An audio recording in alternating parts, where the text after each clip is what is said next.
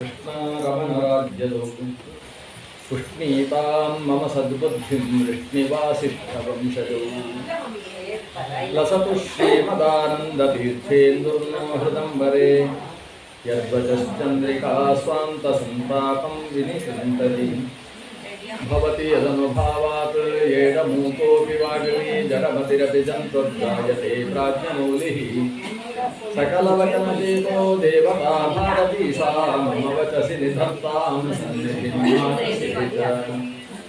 आपादमौलिपर्यन्तं गुरूणाम् आकृतिं स्मरेत् तेन विघ्नाः प्रणश्यन्ति सिद्ध्यन्ति च मनोरथाः जन्माद्यस्य यतोऽन्वयादितरतश्चार्थेष्वविघ्नस्वराट्टेने ब्रह्महृदाय आदिकवये मुह्यन्ति यं सूरयः तेजो वारिमतां यथा विनिमयो यत्र त्रिसर्गो मृषा धाम्ना स्वेन सदा निरस्तकुहकं सत्यं परं धीमहि यं प्रव्रजन्तमनुपेतमपेतकृत्यं द्वैपायनो विरहकातर आजुहाव पुत्रेति तन्मयतया तरवोऽपि नेदुः तं सर्वभूतहृदयं मुनिमानतोऽस्मि नारायणं नमस्कृत्य नरं चैव नरोत्तमं देवीं सरस्वतीं व्यासं ततो जयमुदीरयेत् सृष्टिस्थित्यप्ययेहा नियतित्रिशतमोक्षाश्च यस्मात् अस्य श्रीब्रह्मरुद्रप्रभृतिसुरनरद्विषशत्रुरात्मकस्य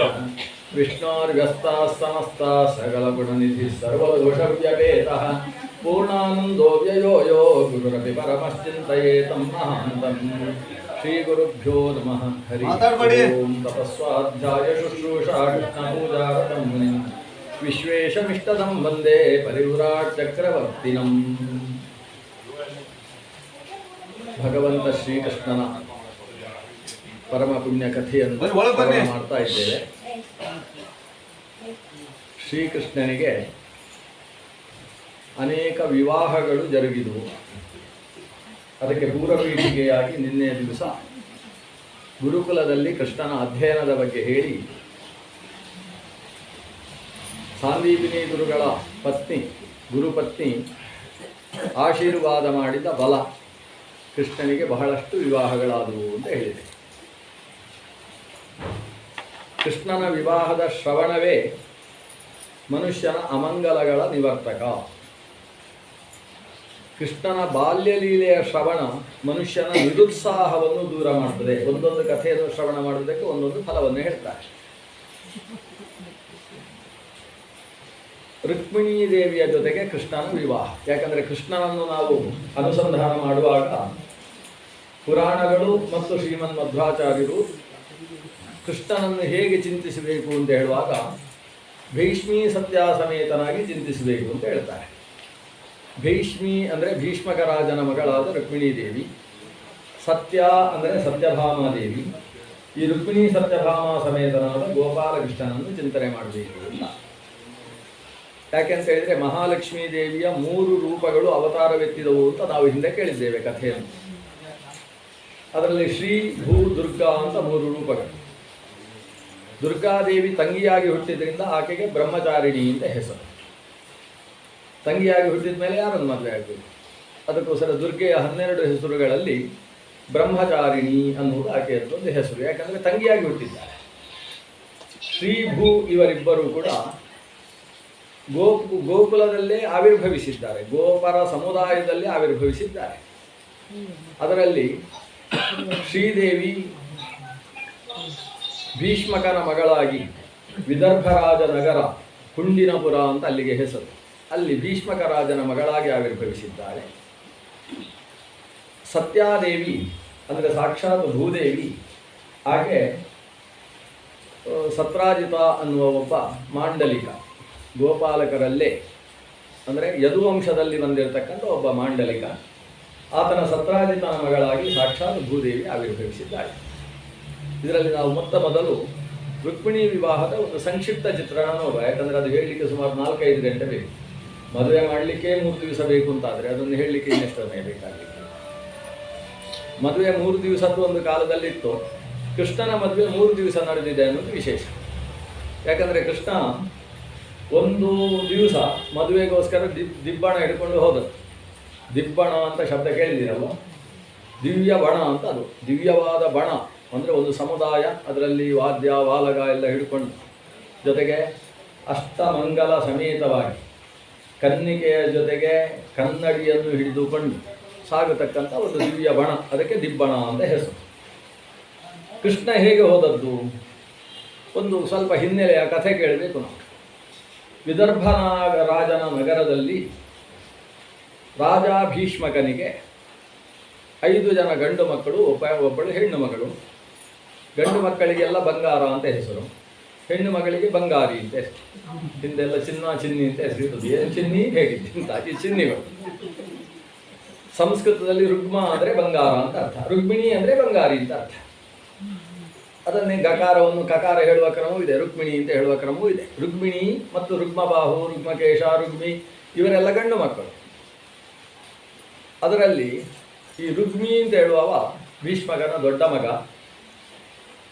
ಆ ಕಾಲದಲ್ಲಿ ಅಪ್ಪ ರಾಜ್ಯದಲ್ಲಿ ಸಿಂಹಾಸನದಲ್ಲಿರುವಾಗ ಭಾರಿ ವ್ಯವಹಾರ ಮಾಡಿದವರಲ್ಲಿ ಇಬ್ಬರು ಪ್ರಮುಖರು ಅಂತ ಹೇಳಿದರೆ, ಒಬ್ಬ ಧೃತರಾಷ್ಟ್ರನ ಮಗ ದುರ್ಯೋಧನ, ಇನ್ನೊಬ್ಬ ಭೀಷ್ಮಕನ ಮಗ ರುಗ್ಮಿ. ಇವರು ತಂದೆ ಸಿಂಹಾಸನದಲ್ಲಿರುವಾಗ ಅವರನ್ನು ಬದಿಗೆ ಹಾಕಿ ಇವರೇ ರಾಜ್ಯಭಾರ ನಡೆಸ್ತಾ ಇದ್ದವರು. ಅಂದರೆ ರಾಷ್ಟ್ರಪತಿ ಇದ್ದ ಹಾಗೆ ರಾಜ, ಇವರೆಲ್ಲ ಪ್ರಧಾನಿಗಳಿದ್ದ ಹಾಗೆ, ಇವ್ರದೇ ವ್ಯವಹಾರಗಳಲ್ಲಿ ನಡೆಯುವುದು. ಆ ರೀತಿಯಲ್ಲಿ ರುಗ್ಮಿ ತಾನೇ ವ್ಯವಹಾರಗಳನ್ನು ನಡೆಸ್ತಾ ಇದ್ದ. ಎಲ್ಲಿಯ ತನಕ ಅಂತ ಹೇಳಿದರೆ, ತನ್ನ ತಂಗಿ ಒಬ್ಬಳು ತಂಗಿ ರುಕ್ಮಿಣಿ, ಆ ರುಕ್ಮಿಣಿಯ ವಿವಾಹದ ಬಗ್ಗೆಯೂ ಕೂಡ ಇವ ಕೈ ಹಾಕಿದ. ನಾನು ಹೇಳಿದವರಿಗೆ ಇವಳನ್ನು ಮದುವೆ ಮಾಡಿಕೊಡಬೇಕು ಅಂತ. ಭೀಷ್ಮಕ ಹೇಳಿದ ಹಾಗಲ್ಲ. ಆ ಕಾಲದಲ್ಲಿ ಮಗಳಾದಂತಹ ರುಕ್ಮಿಣೀ ದೇವಿ ನಾರದರ ಮುಖದಿಂದ ಶ್ರೀಕೃಷ್ಣನ ಬಗ್ಗೆ ಕೇಳಿದ್ದಾಳೆ. ಊರಿನ ಹಿರಿಯರೆಲ್ಲ ಕೃಷ್ಣನ ಬಗ್ಗೆ ಆಗಾಗ ಮಾತಾಡಿಕೊಳ್ಳುವುದನ್ನು ಅಡ್ಡ ಕಿವಿಯಲ್ಲಿ ಕೇಳಿಕೊಂಡಿದ್ದಾಳೆ. ನನಗೆ ಯೋಗ್ಯನಾದ ಪತಿ ಅಂತ ಹೇಳಿದರೆ ಕೃಷ್ಣ ಅಂತ ತೀರ್ಮಾನಿಸಿದ್ದಾಳೆ. ಆ ದ್ವಾರಕೆಯ ಕೃಷ್ಣನನ್ನು ಬಿಟ್ಟು ಮತ್ತೊಬ್ಬರನ್ನು ನಾನು ವರಿಸಲಾರೆ ಅಂತ ಸಂಕಲ್ಪಿಸಿ ಕೃಷ್ಣನನ್ನೇ ಪತಿಯನ್ನಾಗಿ ಕೊಡು ಅಂತ ಹೇಳುವುದಕ್ಕೆ ಅದೆಷ್ಟೋ ರೀತಿಯ ವ್ರತಗಳನ್ನು ಅನುಷ್ಠಾನ ಮಾಡಿದ್ದಾಳೆ. ಇಷ್ಟೆಲ್ಲ ಗೊತ್ತಿದೆ ರುಗ್ಮಿಗೆ. ಆದರೆ ರುಗ್ಮಿ ತೀರ್ಮಾನ, ಯಾರಿಗೆ ಇವಳನ್ನು ಮದುವೆ ಮಾಡಿಕೊಟ್ರು ಕೃಷ್ಣನಿಗೆ ಕೊಡೋಲ್ಲ ಅಂತ. ಇದಕ್ಕೆ ಕಾರಣ ಏನು ಅಂತ ಹೇಳಿದರೆ ರಾಜಕೀಯ. ಈ ಹೆಣ್ಣು ಮಕ್ಕಳ ವಿವಾಹದಲ್ಲಿ ರಾಜಕೀಯ ಪ್ರವೇಶ ಆದರೆ ಅದು ತಪ್ಪು ಅಂತ ಹೇಳುವುದಕ್ಕೋಸ್ಕರ ಕೃಷ್ಣ ರುಕ್ಮಿಣಿಯನ್ನು ವಿವಾಹದಲ್ಲಿ. ಅಂದರೆ ಕೃಷ್ಣ ದೊಡ್ಡ ರಾಜಕಾರಣಿ, ಆದರೆ ರಾಜಕಾರಣದಲ್ಲಿ ಅಧರ್ಮದ ಪ್ರವೇಶ ಇರಬಾರ್ದು, ರಾಜಕಾರಣದಿಂದಾಗಿ ಯಾರಿಗೂ ಅನ್ಯಾಯ ಆಗಬಾರ್ದು ಅನ್ನುವುದು ಕೃಷ್ಣನ ಇಡೀ ಜೀವಮಾನದ ಸಾರ. ಏನು ರಾಜಕಾರಣ? ಜರಾಸಂಧ ಅಂತ ಮಹಾಮಹಿಮ ಇದ್ದ. ಅವನು ಗಿರಿವ್ರಜರ ರಾಜ, ಅವನ ದೇಶಕ್ಕೆ ಮಗಧ ದೇಶ ಅಂತ ಹೆಸರು. ಮಗಧಾಧಿಪನಾದಂತಹ ಜರಾಸಂಧ ತನ್ನ 2 ಮಕ್ಕಳನ್ನು ಕೂಡ ಕಂಸನಿಗೆ ಕೊಟ್ಟು ಮದುವೆ ಮಾಡಿದ್ದ. ಅದಕ್ಕೆ 2 ಮಕ್ಕಳಿದ್ದಾಗ ಒಬ್ಬನಿಗೆ ಮದುವೆ ಮಾಡಿಕೊಡಬಾರ್ದು ಅನ್ನೋದಕ್ಕೆ ಜರಾಸಂಧನೇ ದೃಷ್ಟಾಂತ. ಏನಾಯಿತು? ಕಂಸನಿಗೆ 2 ಅಸ್ಥಿ ಮತ್ತು ಪ್ರಾಸ್ತಿ ಅಂತ 2 ಹೆಸರು. ಅವನಿಗೆ ಯಾರ ಹೆಸರು ತೋರಿಸಿದ್ದು ಗೊತ್ತಿಲ್ಲ. ಅಸ್ಥಿ ಅಂದರೆ ಇದ್ದಾಳೆ ಅಂತ, ಪ್ರಾಸ್ತಿ ಅಂದರೆ ಚೆನ್ನಾಗಿದ್ದಾಳೆ ಅಂತ, ಅಂದರೆ ಒಬ್ಬಳು ಸರಿ ಇಲ್ಲ ಅಂತ ಅರ್ಥ. ಅಸ್ಥಿ ಪ್ರಾಸ್ತಿ ಅಂತ 2 ಹೆಣ್ಣು ಮಕ್ಕಳು. 2ರನ್ನೂ ಕೂಡ ಕಂಸನಿಗೆ ಕೊಟ್ಟು ಮದುವೆ ಮಾಡಿದ್ದ. ಪರಿಣಾಮ ಏನಾಯಿತು? 2 ಕೂಡ ಒಟ್ಟಿಗೆ ತವರು ಮನೆಗೆ ಬಂದರು. ಪುಟ್ಟ ಮಗುವನ್ನು ಕಂಕಳಲ್ಲಿ ಹಾಕಿಕೊಂಡು ಬಿಳಿ ಸೂರ್ಯ ಇಟ್ಟುಕೊಂಡು ಬಂದರು. ನಮ್ಮ ಪತಿ ತೀರಿಕೊಂಡಿದ್ದಾನೆ, ಕೃಷ್ಣ ಕೊಂದದ್ದು, ಅವನಿಗೆ ಅಳಿ ಆಗಬೇಕು ಅಂತ. ಕೃಷ್ಣ ಎಲ್ಲಿದ್ದಾನೆ ಅಂತ ಜರಾಸಂಧ ಕೇಳಿದ. ಕೃಷ್ಣ ಈಗ ಮಥುರೆಯಲ್ಲೇ ಇದ್ದಾನೆ. ಹಾಗಾದರೆ ಈಗ ಮಥುರೆಯನ್ನೇ ಪುಡಿ ಮಾಡ್ತೇನೆ ಅಂತೇಳಿ ಅಲ್ಲಿಂದ ತನ್ನ ಗದೆಯನ್ನು ಹಿಡ್ಕೊಂಡು ಸುತ್ತುತ್ತಾ ಇದ್ದಾನೆ. ಸುತ್ತುದು ಯಾಕೆ ಅಂದರೆ ಮಥುರೆ ಯಾವ ಕಡೆ ಅಂತ ಸರಿ ತೀರ್ಮಾನ ಆಗುವುದಕ್ಕೋಸ್ಕರ ಸುತ್ತುದು. ಮಗಧದಿಂದ ಮಥುರೆ ಸುಮಾರು 720 ಕಿಲೋಮೀಟರ್ ದೂರ ಇದೆ. ಅಷ್ಟು ದೂರಕ್ಕೆ ಇವಾಗ ಗದೆ ಬೀಸ್ತಾನೆ. ಹೀಗೆ ಬೀಸಿ ಸರಿಯಾಗಿ ಅಡ್ರೆಸ್ ಸಿಗಬೇಕೀಗ. ಕೃಷ್ಣ ಇರುವ ಮಥುರೆ ಪುಡಿ ಆಗುವುದಕ್ಕೋಸ್ಕರ ಅಲ್ಲಿಗೆ ನಾರದರು ಅದಕ್ಕೆ ಸರಿಯಾಗಿ ಬಂದರು. ಸ್ವಲ್ಪ ಜೋರಾಗಿ ಬೀಸು ಅಂತ ಹೇಳ್ತಾರೆ ನಾರದರು. ನಾರದರ ಹತ್ರ ಸರಿಯಾಗಿ ಹೇಳಿ ಇಲ್ಲಿಂದ ಎಷ್ಟು ದೂರ. ನಾರದರು ಹೇಳಿದ್ರು ಅದು ಸರಿಯಾಗಿ ಇಲ್ಲಿಂದ 97 ಯೋಜನ ಆಗ್ತದೆ ಅಂತೇಳಿ. ನಾರದರು ಹೇಳಿದ್ದೇ ಸಲ ಆ ಕಡೆಗೆ ದಿಕ್ಕಿಗೆ ಬೀಸಿ ಹೋಗಿದ್ರೆ ಅದು ಈ ಮಥುರೆಗಿಂತ 3 ಯೋಜನದಷ್ಟು ದೂರದಲ್ಲಿ ಬಂದ್ಬಿಟ್ಟು ಅಲ್ಲಿ ಯಾರು ಇರಲಿಲ್ಲ. ಅದೊಂದು ಕಾಡಿನಲ್ಲಿ ಗದೆ ಬಿದ್ದ ಜಾಗ, ಅಲ್ಲಿಂದ ಸುಮಾರು 1.5 ಯೋಜನದಷ್ಟು ದೂರ ಪೂರ್ತಿ ಪುಡಿ ಆಗೋಯಿತು. ಅಲ್ಲಿ ದೊಡ್ಡ ಹೊಂಡವಾಯಿತು. ಆ ಹೊಂಡಕ್ಕೆ ಇವತ್ತಿಗೂ ಗದಾವಸಾನ ಅಂತ ನೀವು ಮಧುರೆಗೆ ಹೋದರೆ ತೋರಿಸ್ತಾರೆ. ಗದಾವಸಾನ ಪ್ರದೇಶ ಅಂತ. ಅಲ್ಲಿಂದ ಅಣುಬಾಂಬ್ ಹಾಕಿದ್ದ ಅಲ್ಲಿಂದ ಸ್ವಿಚ್ ಒತ್ತಿದ್ರೆ ಅಲ್ಲಿಗೆ ಬಂದದ್ದು. ಅವನ ಬೀಸ ಮಹಾಗದಂ ಚಂಡರಣಂ ಪ್ರತಿಜ ಅಂತ ದೊಡ್ಡ ಗದೆ, ಅದನ್ನು ಎತ್ತಿ ಬಿಸಾಡಿ ಅಲ್ಲಿ ಪುಡಿಯಾಗಿದೆ. ನಾರದರು ಹೇಳಿದ್ದಾರೆ, ಹೇಳಿ ಇವನು ಎಸೆದು ಅಲ್ಲಿ ಪುಡಿ ಆಯಿತು. ಆಮೇಲೆ ನಾರದರು ಒಂದು ಸಲ ಸಿಕ್ಕಿದ್ರು ಜರಾಸಂಧನಿಗೆ. ತುಂಬ ಸಿಟ್ಟು, ಏನು ನೀವು ಸರಿಯಾಗಿ ಹೇಳಬಾರ್ದು, ಒಂದು 3 ಯೋಜನೆ ಹಿಂದೆ ಹೇಳಿಬಿಟ್ಟಿದ್ದೀರಿ ಅಂತ. ನಾರದರು ಹೇಳಿದರು, ನೀನು ಕೇಳಿದ್ದೇನು, ಮಗಧದಿಂದ ಎಲ್ಲಿಗೆ, ಮಥುರೆಗೆ ಎಷ್ಟು ದೂರ ಅಂತ ಕೇಳಿದ್ದು. ಈ ಮಗಧದ ಗೇಟಿನಿಂದ ಅಲ್ಲಿಯ ಗೇಟಿಗೆ ಸರಿಯಾಗಿ 93 ಅಂತ. ಅವರವ್ರದ್ದೆಲ್ಲ ಸರಿಯೇ. ನೀನು ಇದ್ದಲ್ಲಿಂದ ಮಥುರೆ ಕೇಳಿದ್ದ ಅಲ್ಲ, ಮಗಧದಿಂದ ಮಥುರೆಗೆ ಎಷ್ಟು ಅಂತಲ್ವಾ. ಮಗಧದ ಪ್ರಧಾನ ದ್ವಾರದಿಂದ ಮಥುರೆಯ ಪ್ರಧಾನ ದ್ವಾರಕ್ಕೆ ನಾನು ಹೇಳಿದ್ದದು, ಅದು ಸರಿಯಾಗಿದೆ. ನೀನು ಪ್ರಧಾನ ದ್ವಾರದಿಂದ 3 ಯೋಜನೆ ಒಳಗಿದೆಯಲ್ವ ಗಿರಿವ್ರಜದಲ್ಲಿ, ಇಲ್ಲಿಂದ ನೀನು ಇನ್ನೂ 3 ಯೋಜನೆ ಜಾಸ್ತಿ ಬಿಸಾಡಬೇಕಿತ್ತು. ಅದು ನನ್ನ ಹತ್ರ ಕೇಳಲಿಲ್ಲ ನೀನು, ನಾನು ಹೇಳಿದ್ದೇನೆ. ಈ ಸರಿಯಾಗಿ ಕೇಳಿಕೊಳ್ಳದೆ ಬಿಸಾಡಿದರೆ ಹೀಗಾಗ್ತದೆ. ಇಲ್ಲ ಅವರು 6 ಯೋಜನೆ ಹೆಚ್ಚು ಕಡಿಮೆ ಹೇಳಿದ್ರು, ನಾರದರು ಯಾವತ್ತೂ ಸಿಕ್ಕಿ ಹಾಕಿಕೊಳ್ಳೋದಿಲ್ಲ, ಭಾರಿ ಚುರುಕು. ಆದ್ದರಿಂದ ಒಟ್ಟು ಆ ಕಡೆ ಕೋಲು ಮುರಿಬಾರ್ದು, ಈ ಕಡೆ ಹಾವು ಸಾಯಬಾರ್ದು ಅನ್ನೋ ವ್ಯವಸ್ಥೆಯ ಪ್ರಕಾರ ನಾರದರು ಹೇಳಿದ ಪ್ರಕಾರ ಈತ ಎಸೆದ ಗದೆ ಒಂದು ವ್ಯರ್ಥವಾಗಿ ಹೋಯಿತು. ಅಂತಹ ಜರಾಸಂಧ ಕೃಷ್ಣನ ಮೇಲೆ ಸೇಡು ತೀರಿಸಿಕೊಳ್ಳುವುದಕ್ಕೋಸ್ಕರ 1 ಬಾರಿ ಅಲ್ಲ, 2 ಬಾರಿ ಅಲ್ಲ, ಎಷ್ಟು ಬಾರಿ, 18 ಬಾರಿ ಯುದ್ಧ ಮಾಡ್ತಾನೆ. ಒಂದೊಂದು ಬಾರಿಗೂ 23 ಅಕ್ಷೌಹಿಣಿ ಸೈನ್ಯವನ್ನು ಹಿಡ್ಕೊಂಡು ಹೋಗಿ ಮಥುರೆಯನ್ನು ಆಕ್ರಮಣ ಮಾಡುವುದು. ಕೃಷ್ಣ ಗೆರಿಲ್ಲಾ ಮಾದರಿಯ ಯುದ್ಧಗಳಿಂದ ಅವರನ್ನೆಲ್ಲ ಸೋಲಿಸುವುದು, ಅವರ ಸಂಪತ್ತನ್ನೆಲ್ಲ ಅಪಹರಿಸಿ ತಾವು ಶ್ರೀಮಂತರಾಗುವುದು, ಇಂಥದ್ದೆಲ್ಲ ಕೃಷ್ಣನ ಅದ್ಭುತವಾದ ಯುದ್ಧ ಯೋಜನೆಗಳೆಲ್ಲ ನಡೆದು ಹೋಗಿ ಜರಾಸಂಧ ಸೋತಿದ್ದಾನೆ. ಅವನೀಗ ಯುದ್ಧದಲ್ಲಿ ಗೆಲ್ಲಲಿಕ್ಕೆ ಆಗಲಿಲ್ಲ, ಆದರೆ ಕೃಷ್ಣನಿಗೆ ಅವಮಾನ ಮಾಡಬೇಕು ಅಂತ ಕೂತಿದ್ದಾನೆ. ಈಗ 2ನೇ ರೀತಿಯಲ್ಲಿ ಯುದ್ಧ ಇದು ಶೀತಲ ಯುದ್ಧ. ಏನು, ಕೃಷ್ಣನನ್ನೇ ಮದುವೆ ಆಗಬೇಕು ಅಂತ ಇವಳಿದ್ದಾಳಲ್ಲ, ಏನು ಮಾಡಿದ್ರು ಇವಳನ್ನು ಕೃಷ್ಣನಿಗೆ ಕೊಡಬಾರ್ದು. ಯಾಕಂದರೆ ಕೃಷ್ಣನಿಗೆ ಕೊಟ್ಟಿತು ಅಂತ ಹೇಳಿದರೆ ವಿದರ್ಭ ದೇಶಕ್ಕೂ ಆ ಕಡೆಯಿಂದ ಮಥುರೆಗೂ ಒಂದು ಸಂಬಂಧ ಆಗ್ತದೆ. ಸಂಬಂಧ ಆಯಿತು ಅಂತ ಹೇಳಿದರೆ ನಮ್ಮಿಂದ ಈ ಶಿಷ್ಯ ದೂರ ಆಗ್ತಾನೆ. ಇವ ಜರಾಸಂಧನ ಶಿಷ್ಯ ರುಗ್ಮಿ, ಆದ್ದರಿಂದ ಕೃಷ್ಣನಿಗೆ ಕೊಡಬಾರ್ದು. ಆದರೆ ಇವರ ಜೀವನದ ರಾಜ್ಯಾಡಳಿತದ ವ್ಯವಸ್ಥೆಯ ಪ್ರಕಾರ ಸಂಪ್ರದಾಯ ಹೇಗಿದೆ, ಹೆಣ್ಣು ಮಕ್ಕಳಿಗೆ ಸ್ವಯಂವರದ ಮೂಲಕ ಮದುವೆ ಮಾಡಿಕೊಡಬೇಕು ಅಂತ ಇರು. ಆದ್ದರಿಂದ ಸ್ವಯಂವರವನ್ನು ಏರ್ಪಡಿಸಿ, ಸ್ವಯಂವರಕ್ಕೆ ಎಲ್ಲ ಕಡೆಗೂ ಆಹ್ವಾನ ಕೊಟ್ಟಿದ್ದಾರೆ, ಆದರೆ ಮಥುರೆಗೆ ಆಹ್ವಾನ ಇಲ್ಲ. ಆ ದೇಶದವರು ಯಾರು ಬರಬಾರ್ದು. ಆದರೆ ಎಲ್ಲಕ್ಕಿಂತ ಮುಂಚೆ ವಿಷಯ ಗೊತ್ತಾದದ್ದೇ ಮಥುರೆಗೆ. ಅಲ್ಲಿ ಯಾದವರು ಬಹಳ ತಿಳ್ಕೊಂಡವರು, ಅವರಿಗೆ ವಿಷಯ ಗೊತ್ತಾಯಿತು. ಅಕ್ಕಪಕ್ಕದವರಿಗೆಲ್ಲ ಆಹ್ವಾನ ಬಂದಿದೆ, ನಮಗೆ ಆಹ್ವಾನ ಬರಲಿಲ್ಲ ಅಂತ. 4 ರಸ್ತೆ ಸೇರಿದಲ್ಲೆಲ್ಲ ಈ ಊರಿನ ಪೌರವರು ಸೇರಿ ಮಾತಾಡೋದೇ ಇದು, ವಿದರ್ಭ ದೇಶ ನಮ್ಮ ದೇಶಕ್ಕೆ ಅವಮಾನ ಮಾಡಿದೆ. ಏನು ನಾವೇನು ಅಷ್ಟು ಚಿಕ್ಕವರು, ನಮ್ಮ ದೇಶಕ್ಕೊಂದು ಆಹ್ವಾನ ಕೊಟ್ಟಿದ್ರೆ ಏನಾಗ್ತಿತ್ತು, ಅಷ್ಟು ನಮ್ಮನ್ನು ಅವಮಾನ ಮಾಡಿದ ಹಾಗಲ್ವ ಅಂತ. ನೋಡಿ, ದೇಶದ ಭಕ್ತಿ ಹಾಗಿತ್ತು ಅವರಿಗೆ. ಮಥುರಾ ಪಟ್ಟಣದಲ್ಲಿ ಸೇರಿದ್ದು ಜನ ಅವರೆಲ್ಲ ಒಂದು ನಿಯೋಗ ಮಾಡಿಕೊಂಡು ಕೃಷ್ಣನ ಹತ್ರ ಬಂದರು.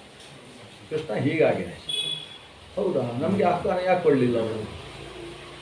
ಇವರು ಅಷ್ಟೇ ಹೇಳಲಿಲ್ಲ, ಆಹ್ವಾನ ಕೊಡಲಿಲ್ಲ ಅಂದರೆ ಬಿಡು. ಕೃಷ್ಣ ಹೇಳಿದ ತೊಂದರೆ ಇಲ್ಲ, ನಮಗೆ ನೀನು ವಿವಾಹದ ವಯಸ್ಸು ಇನ್ನೂ ಬರಲಿಲ್ಲ, ಮೀಸೆ ಬರಲಿಲ್ಲ ಇನ್ನು, ಹಾಗಾಗಿ ಏನು ತೊಂದರೆ ಇಲ್ಲ ಅಂತ.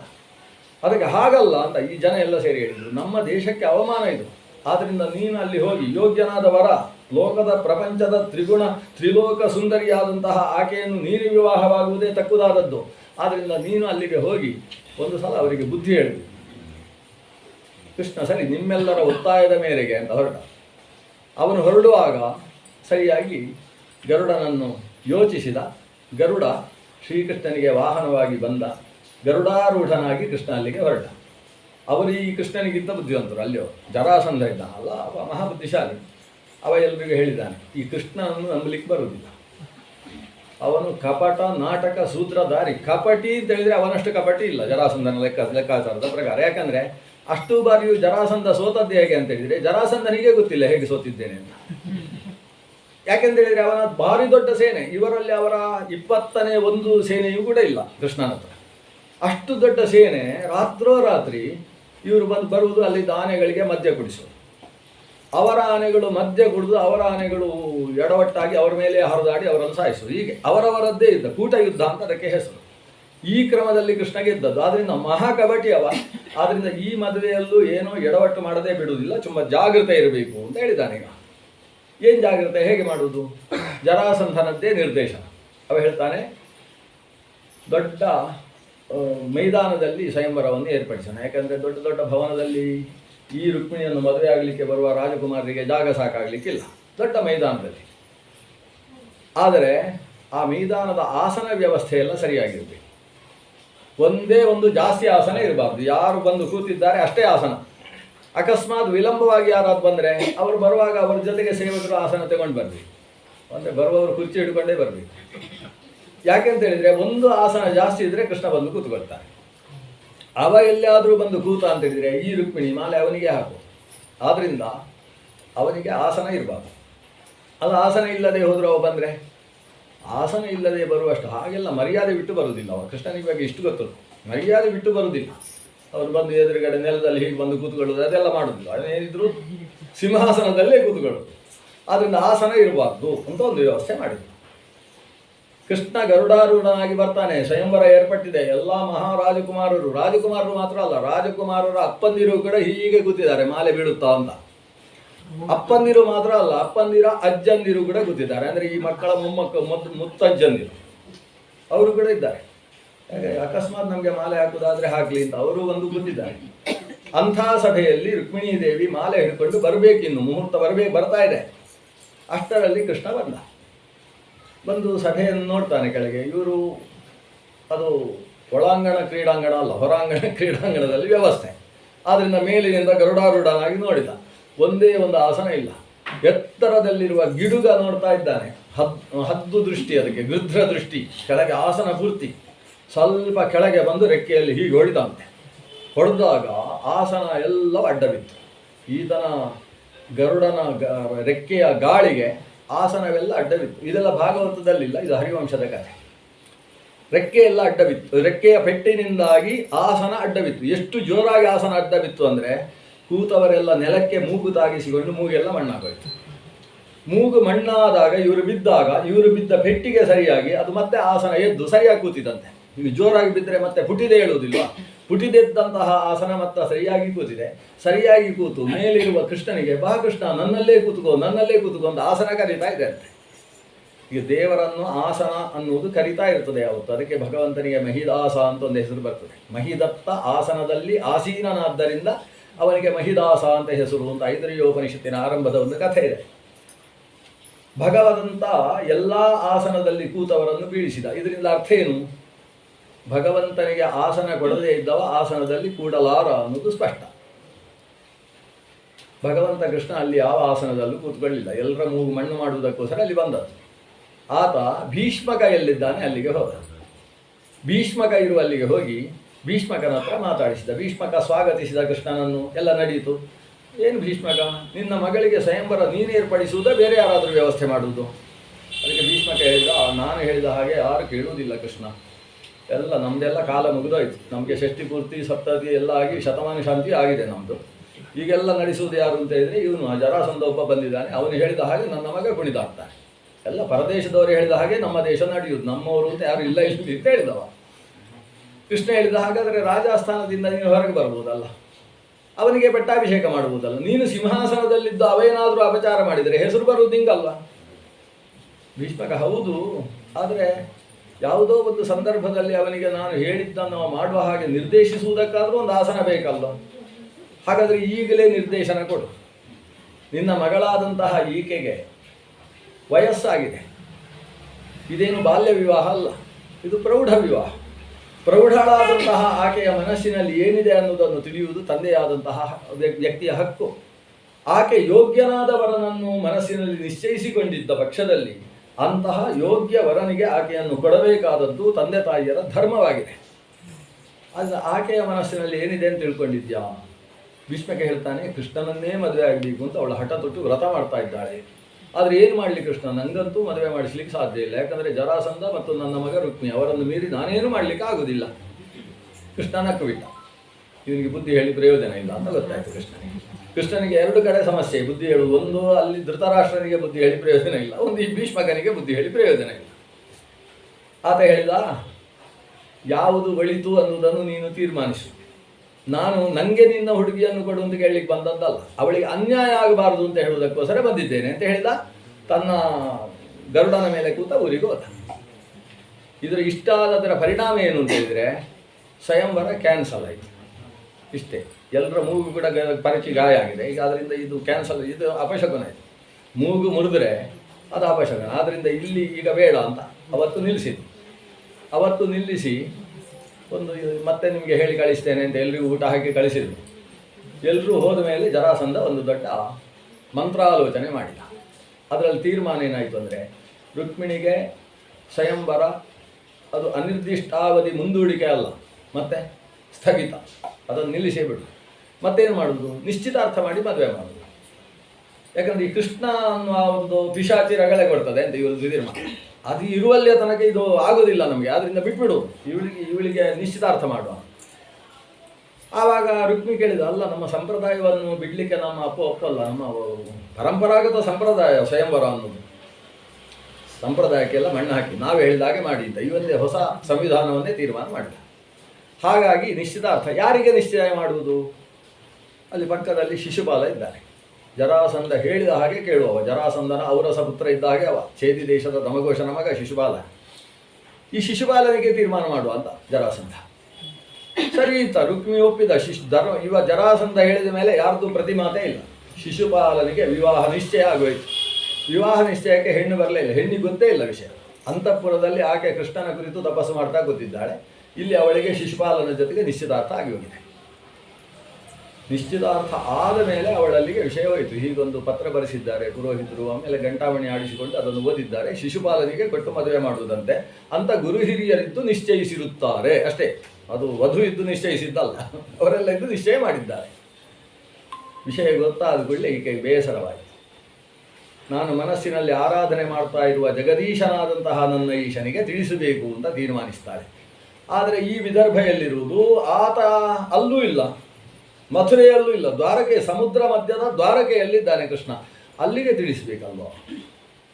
ಹೀಗೆ ಯೋಚನೆ ಮಾಡ್ತಾ ಇರಬೇಕಾದ್ರೆ ಅವರಲ್ಲಿಗೆ ಒಬ್ಬ ವೃದ್ಧ ಬ್ರಾಹ್ಮಣ ಆಗಮಿಸಿದ. ಸುಮಾರು ಅವರಿಗೆ ಸಹಸ್ರಚಂದ್ರ ದರ್ಶನ ಶಾಂತಿ ಆಗಿದೆ. 81 ವರ್ಷದ ಮುದುಕ. ಅವರು ಬಂದವರಿಗೆ ನಮಸ್ಕಾರ ಮಾಡಿದ್ರು. ನಮಸ್ಕಾರ ಮಾಡಿದಾಗ ಮನೋರಥ ಸಿದ್ಧಿರಸ್ತು ಅಂತ ಅವರ ಆಶೀರ್ವಾದ ಮಾಡಿದ್ರು. ಇಷ್ಟು ಹೇಳಿಕೊಳ್ಳಿ ಇವಳಿಗೊಂದು ಒಳಗಿಂದ ಪ್ರೇರಣೆ ಆಯಿತು. ಮನೋರಥ ಸಿದ್ಧಿ ಅಂದರೆ ಏನು? ನಾನು ಮನಸ್ಸಿನಲ್ಲಿ ಕೃಷ್ಣನನ್ನು ಮದುವೆ ಆಗಬೇಕು, ಅದು ಸಿದ್ಧಿ ಆಗಲಿ ಅಂತ ಇವರು ಹೇಳ್ತಾರೆ ಅಂದರೆ ಅದು ಹೇಗೆ ಸಾಧ್ಯ ಅಂತ ಪ್ರಶ್ನೆ ಮಾಡಿಬಿಟ್ಲು. ಅದು ಹೇಗೆ ಆಗ್ತದೆ? ನನಗೆ ಬೇರೆ ನಿಶ್ಚಯ ಮಾಡಿದ್ದಾರಲ್ಲ. ಹೌದಾ, ನಿನ್ನ ಮನೋರಥ ಏನು? ಕೃಷ್ಣನ ಜೊತೆಗೆ ಮದುವೆ ಆಗಬೇಕು. ಏನಾದರೂ ಉಪಾಯ ಇದ್ದರೆ ಹೇಳಿ ಸ್ವಾಮಿ ಅಂತ ಕಾಲಿಗೆ ಬಿಟ್ಟು. ಅದಕ್ಕೆ ಸರಿ, ಹಾಗಾದ್ರೆ ನಾನು ಕೃಷ್ಣನಿಗೆ ತಿಳಿಸ್ತೇನೆ. ನಾನು ಜೀವನದಲ್ಲಿ ಒಂದು ಬಾರಿಯೂ ಕೃಷ್ಣನನ್ನು ನೋಡಲಿಲ್ಲ, ನೋಡಬೇಕು ಅಂತ ತುಂಬ ಮನಸ್ಸಲ್ಲಿದೆ. ಈಗ ನಿನ್ನ ನಿಮಿತ್ತದಿಂದ ಒಂದು ಸಲ ಹೋಗಿ ಬರ್ತೇನೆ ಕೃಷ್ಣನ ಹತ್ರ. ಇವಳು ಆ ಕಾಲದಲ್ಲೇ ಒಂದು ಭೂರ್ಜ ಪತ್ರವನ್ನು ತೆಗೆದುಕೊಂಡು ತನ್ನ ಅಂಗಲೇಪನಕ್ಕೋಸ್ಕರ ಇರತಕ್ಕಂತಹ ಕೆಂಪು ಗಂಧದಿಂದ, ಕೆಂಪು ಗಂಧ ಅಂದರೆ ಅರ್ಥ ಆಗಲ್ಲ, ಲಾಲ್ ಗಂಧ ಅಂತ ಹೇಳಿ, ಕೆಂಪು ಗಂಧದಿಂದ ಅದರಲ್ಲಿ ಪತ್ರವನ್ನು ಬರೀತಾರೆ. ಭುವನ ಸುಂದರ ಅಂತ ಸಂಬೋಧನೆ ಮಾಡಿ, ಓ ಶ್ರೀಕೃಷ್ಣ, ನಿನ್ನ ಪೂಜೆಗೋಸ್ಕರ ಸಿದ್ಧಪಡಿಸಿದಂತಹ ಚರು ಪುರೋಡಾಶ, ಅದನ್ನು ಯಾವುದೋ ನಾಯಿ ಬಂದು ನೆಕ್ಕುವುದಕ್ಕೆ ಬಂದರೆ ಅದು ಸರಿಯಾಗ್ತದೋ ಅಂತ ಕೇಳ್ತಾಳೆ ಅದರಲ್ಲಿ ಪತ್ರದಲ್ಲಿ. ಅಂದರೆ ದೇವರ ಪೂಜೆಗೋಸ್ಕರ ನೈವೇದ್ಯ ಸಿದ್ಧ ಮಾಡಿದರೆ, ನಾಯಿ ಅಂದರೆ ಇಲ್ಲಿ ಶಿಶುಪಾಲ ಅಂತ ನೋಡಿ, ಅವರಿಗೆಲ್ಲ ಒಂದೊಂದು ಹೆಸರುಗಳು. ಇದು ಬಂದು ಅದಕ್ಕೆ ಬಾಯಿ ಹಾಕ್ತಾ ಇದೆ. ದೇವರ ಪೂಜೆಗೋಸ್ಕರ ಸಿದ್ಧವಾದದ್ದು ಪುರೋಡಾಶ ಅಂದರೆ ನಾನು. ಇಂಥ ಅವ್ಯವಸ್ಥೆ ಆಗ್ತಾ ಇದೆ ಕೃಷ್ಣ, ನಾನು ನಿನ್ನನ್ನೇ ವಿವಾಹವಾಗಬೇಕು ಅಂತ ತೀರ್ಮಾನಿಸಿದ್ದೇನೆ, ಅದಕ್ಕೋಸ್ಕರ ನಾನಾ ವ್ರತಗಳನ್ನು ಕೈಗೊಂಡಿದ್ದೇನೆ. ನಿನ್ನ ಪ್ರೀತಿಗೋಸ್ಕರ ಮಾಡಿದ ವ್ರತಕ್ಕೆ ಲೆಕ್ಕ ಇಲ್ಲ. ಎಷ್ಟು ಕೃಶಳಾಗಿದ್ದೇನೆ ನಿನ್ನ ವ್ರತದಿಂದಾಗಿ. ವ್ರತ ಕೃಶಾನ್ ಜಕ್ಯಾಂ ಅಸೂನಪಿ ವ್ರತ ಕೃಶಾನ್ ಶತ ಜನ್ಮ ಭಿಸ್ಯಾತ್. ನಾನು 100 ಜನ್ಮ ಕಳೆದರೂ ತೊಂದರೆ ಇಲ್ಲ, ನಿನ್ನ ಪಾಣಿಗ್ರಹಣವನ್ನು ಮಾಡಬೇಕು ಅಂತಲೇ ನಾನು ತೀರ್ಮಾನಿಸಿದ್ದೇನೆ ಕೃಷ್ಣ. ನನ್ನ ಈ ಅಭಿಲಾಷೆಯನ್ನು ಈಡೇರಿಸುವುದು ನಿನಗೆ ಇಷ್ಟ ಹೌದಾದರೆ ಏನು ಮಾಡಬೇಕು? ನಾಳೆಲ್ಲ ನಾಡಿದ್ದು ಮದುವೆ ನಿಶ್ಚಯ ಮಾಡಿದ್ದಾರೆ. ಅದಕ್ಕೋಸ್ಕರ ನಾಡಿದ್ದು ಬೆಳಗಿನ ಹೊತ್ತು ಊರ ಹೊರಗಿನ ನಮ್ಮ ದೇವಿಯ ಪೂಜೆಗೋಸ್ಕರ ಹೋಗುವ ವ್ಯವಸ್ಥೆ ಇದೆ, ಗ್ರಾಮ ದೇವತೆಯ ಪೂಜೆ. ಆ ಪೂಜೆಗೆ ಅಲ್ಲಿ ಬರುವಾಗ ನೀನು ಅಲ್ಲಿ ಬಂದು ನನ್ನನ್ನು ಮಾಂ ರಾಕ್ಷಸೇನ ವಿಧಿನಾ ಉಪಹೂಯ. ರಾಕ್ಷಸ ವಿಧಾನದ ಒಂದು ವಿವಾಹ ಅಂತಿದೆ. ಕ್ಷತ್ರಿಯರಿಗೆ ಅದು ವಿಹಿತ. ಬ್ರಾಹ್ಮಣ ವಿವಾಹ, ಬ್ರಾಹ್ಮ ವಿವಾಹ, ಪ್ರಾಜಾಪತ್ಯ ವಿವಾಹ, ರಾಕ್ಷಸ ವಿವಾಹ, ಗಾಂಧರ್ವ ವಿವಾಹ, ಅಷ್ಟವಿಧ ವಿವಾಹ ಅಂತಿದೆ. ರಾಕ್ಷಸ ವಿವಾಹ ಅಂದ್ರೇನು?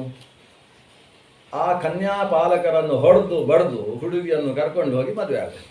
ಇದೊಂದು ಕ್ಷತ್ರಿಯರಿಗೆ ವಿಹಿತವಾದ ಒಂದು ವಿವಾಹದ ವಿಧಾನ. ಆ ವಿಧಾನದಿಂದ ನನ್ನನ್ನು ನೀನು ಸ್ವೀಕರಿಸಿದರೆ ನಾನು ಬದುಕುವುದಕ್ಕೆ ಅವಕಾಶ ಇದೆ ಕೃಷ್ಣ ಅಂತ ತಾನು ಬರೆದು ಪತ್ರವನ್ನು ಬ್ರಾಹ್ಮಣನ ಕೈಯಲ್ಲಿ ಕೊಟ್ಟು ತನ್ನದೇ ರಥದಲ್ಲಿ ಆ ಊರಿಗೆ ಕಳಿಸಿದ್ದಾರೆ.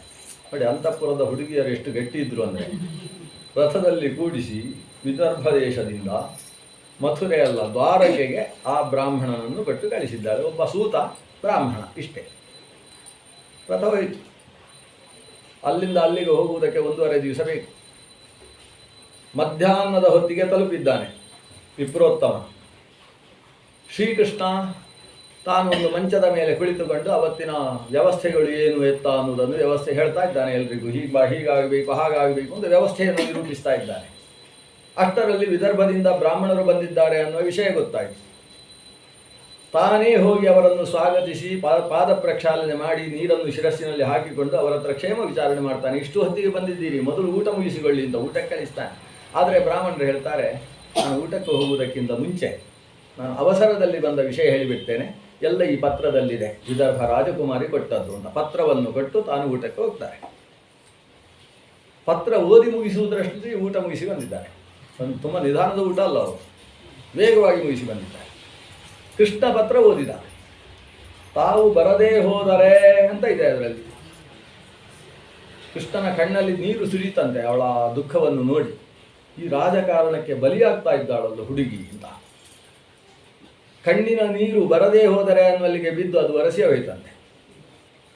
ಕೃಷ್ಣನ ರಥ ಸಂಚಾಲಕನಾದ ದಾರುಕ, ಶೈಬ್ಯ, ಬಲಾಹಕ ಮೊದಲಾದ 4 ಕುದುರೆಗಳನ್ನು ಹೂಡಿ ರಥ ಸಿದ್ಧಪಡಿಸಿದ್ದಾನೆ. ಕೃಷ್ಣ ರಥದಲ್ಲಿ ಬ್ರಾಹ್ಮಣರನ್ನೂ ಕೂಡಿಸಿಕೊಂಡು ಹೊರಟ. ಆದರೆ ಬ್ರಾಹ್ಮಣರಿಗೆ ಮಾತ್ರ ತಾಂಬೂಲ ಕೊಡುವುದಕ್ಕೆ ಮರೀಲಿಲ್ಲ. ವಿಪ್ರರಿಗೆ ತಾಂಬೂಲ ಕೊಟ್ಟು ನಮಸ್ಕಾರ ಮಾಡಿ ಅವರು ಕಲ್ಯಾಣ ವಸ್ತು ಅಂತ ಆಶೀರ್ವಾದ ಮಾಡಿದ ಮೇಲೆ ಅವರನ್ನು ರಥಕ್ಕೆ ಹತ್ತಿಸಿಕೊಂಡು ತಾನು ಜೊತೆಗೆ ಹೊರಟ. ರಥ ಎಷ್ಟು ಬೇಗ ಹೊರಟಿತು. ಹೊರಡುವ ಹೊತ್ತಿಗೆ ಬಲರಾಮ ಬಂದ. ಏನು ಕೃಷ್ಣ ಹೇಳದೆ ಹೊರಡ್ತಾ ಇದ್ದಿ? ಅಣ್ಣ, ಭಾರೀ ಅವಸರದಲ್ಲಿ ಹೊರಟಿದ್ದೇನೆ, ನಾನು ವಿದರ್ಭ ದೇಶಕ್ಕೆ ಹೋಗ್ತಾ ಇದ್ದೇನೆ ಅಂತ ಹೇಳಿದ. ರಥ ಅಷ್ಟರಲ್ಲಿ ಒಂದು ಯೋಜನೆ ಹೋಗಿ ಆಗಿದೆ. ಬಲರಾಮನಿಗೆ ಆಶ್ಚರ್ಯ, ಇಷ್ಟು ಬೇಗ ಹೋಗ್ತಾನೆ, ಅಲ್ಲಿ ಮದುವೆ ತೀರ್ಮಾನ ಆಗಿದೆ, ನಮಗೆ ಆಹ್ವಾನ ಇಲ್ಲ, ಜರಾಸಂಧ ಪ್ರಭೃತಿಗಳಿದ್ದಾರೆ, ಕೃಷ್ಣನಿಗೆ ತೊಂದರೆ ಆದೀತು ಅಂತ ಹೇಳಿ ತಾನು ದೊಡ್ಡ ಸೇನೆ ಕರ್ಕೊಂಡು ತಾನು ಹೊರಟ. ಆದರೆ ತಾನು ಹೊರಟವ ಅಲ್ಲಿ ಮುಟ್ಟಿದ್ದು ಯಾವಾಗ ಅಂದರೆ ಕೃಷ್ಣ ಎಲ್ಲ ಕಾರ್ಯಕ್ರಮ ಮುಗಿಸಿ ಹಿಂದೆ ಬರಬೇಕಾದ್ರೆ ಬಲರಾಮ ಅಲ್ಲಿಗೆ ತಲುಪ. ಹಾಗಾದರೆ ಕೃಷ್ಣನ ರಥ ಎಷ್ಟು ವೇಗವಾಗಿ ಹೋಗಿದೆ. ಸಾಯಂಕಾಲ ಹೊರಟ ರಥ ಮರುದಿವಸ ಬೆಳಗ್ಗೆ 4 ಗಂಟೆಗೆ ವಿದರ್ಭ ದೇಶದಲ್ಲಿದೆ. ವಿದರ್ಭ ದೇಶದಲ್ಲಿ 3:30ಗೆ ಎದ್ದು ಎಲ್ಲ ಮಂತ್ರಾಲೋಚನೆ ಶುರುವಾಗಿದೆ. ಇವತ್ತು ಯಾವ ರೀತಿ ನಾಳೆಯ ಮದುವೆಗೆ ಯಾವ ರೀತಿಯ ವ್ಯವಸ್ಥೆ ಅಂತ ಯೋಚನೆ ಆಗ್ತಾ ಇದೆ. ಜರಾಸಂಧನ ನೇತೃತ್ವದಲ್ಲಿ ಸಭೆ ನಡೆದಿದೆ. ಅಲ್ಲಿಗೆ ಪ್ರತಿಹಾರಿಗಳು ಓಡಿ ಬಂದರು, ದ್ವಾರಪಾಲಕರು. ನಮ್ಮ ಊರಿನ ಒಳಗೆ ಈಗ ಕೃಷ್ಣನ ರಥ ಬರ್ತಾ ಇದೆ ಅಂತ ಸುದ್ದಿ ಬಂತು. ಇಡೀ ಸಭೆ ತಣ್ಣಗಾಗಬೇಕು. ಆ ಬೆಳಗ್ಗಿನ ಚಳಿಗೂ ಕೂಡ ಬಹುಶಃ ಧನುರ್ಮಾಸದಲ್ಲಿ ಮದುವೆ ಆಲೋಚನೆ ಮಾಡಿದ್ದಾರೆ ಅಂತ ಚಳಿ. ಆ ಚಳಿಯಲ್ಲೂ ಕೂಡ ಜರಾಸಂಧನಿಗೂ ಇಲ್ಲಿ ಬೆವರು ಸುರಿಯುವುದಕ್ಕೆ ಶುರುವಾಯಿತಂತೆ. ಕೃಷ್ಣ ಬಂದಿದ್ದಾನೆ ಅಂತ ವಿಷಯ ಗೊತ್ತಾಯಿತು.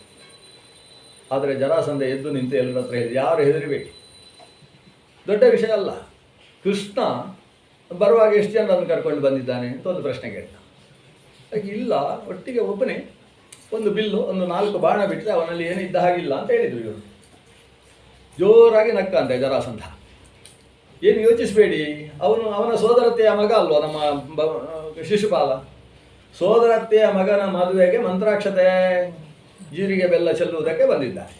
ಅದರಿಂದ ಆದರೆ ಸ್ವಲ್ಪ ಜಾಗೃತೆ ಇರಬೇಕು. ಅವನನ್ನು ಊರ ಒಳಗೆ ಬಿಟ್ಟು ಕೊಡಬೇಡಿ, ತುಂಬ ಭಯಾನಕ ವ್ಯಕ್ತಿ.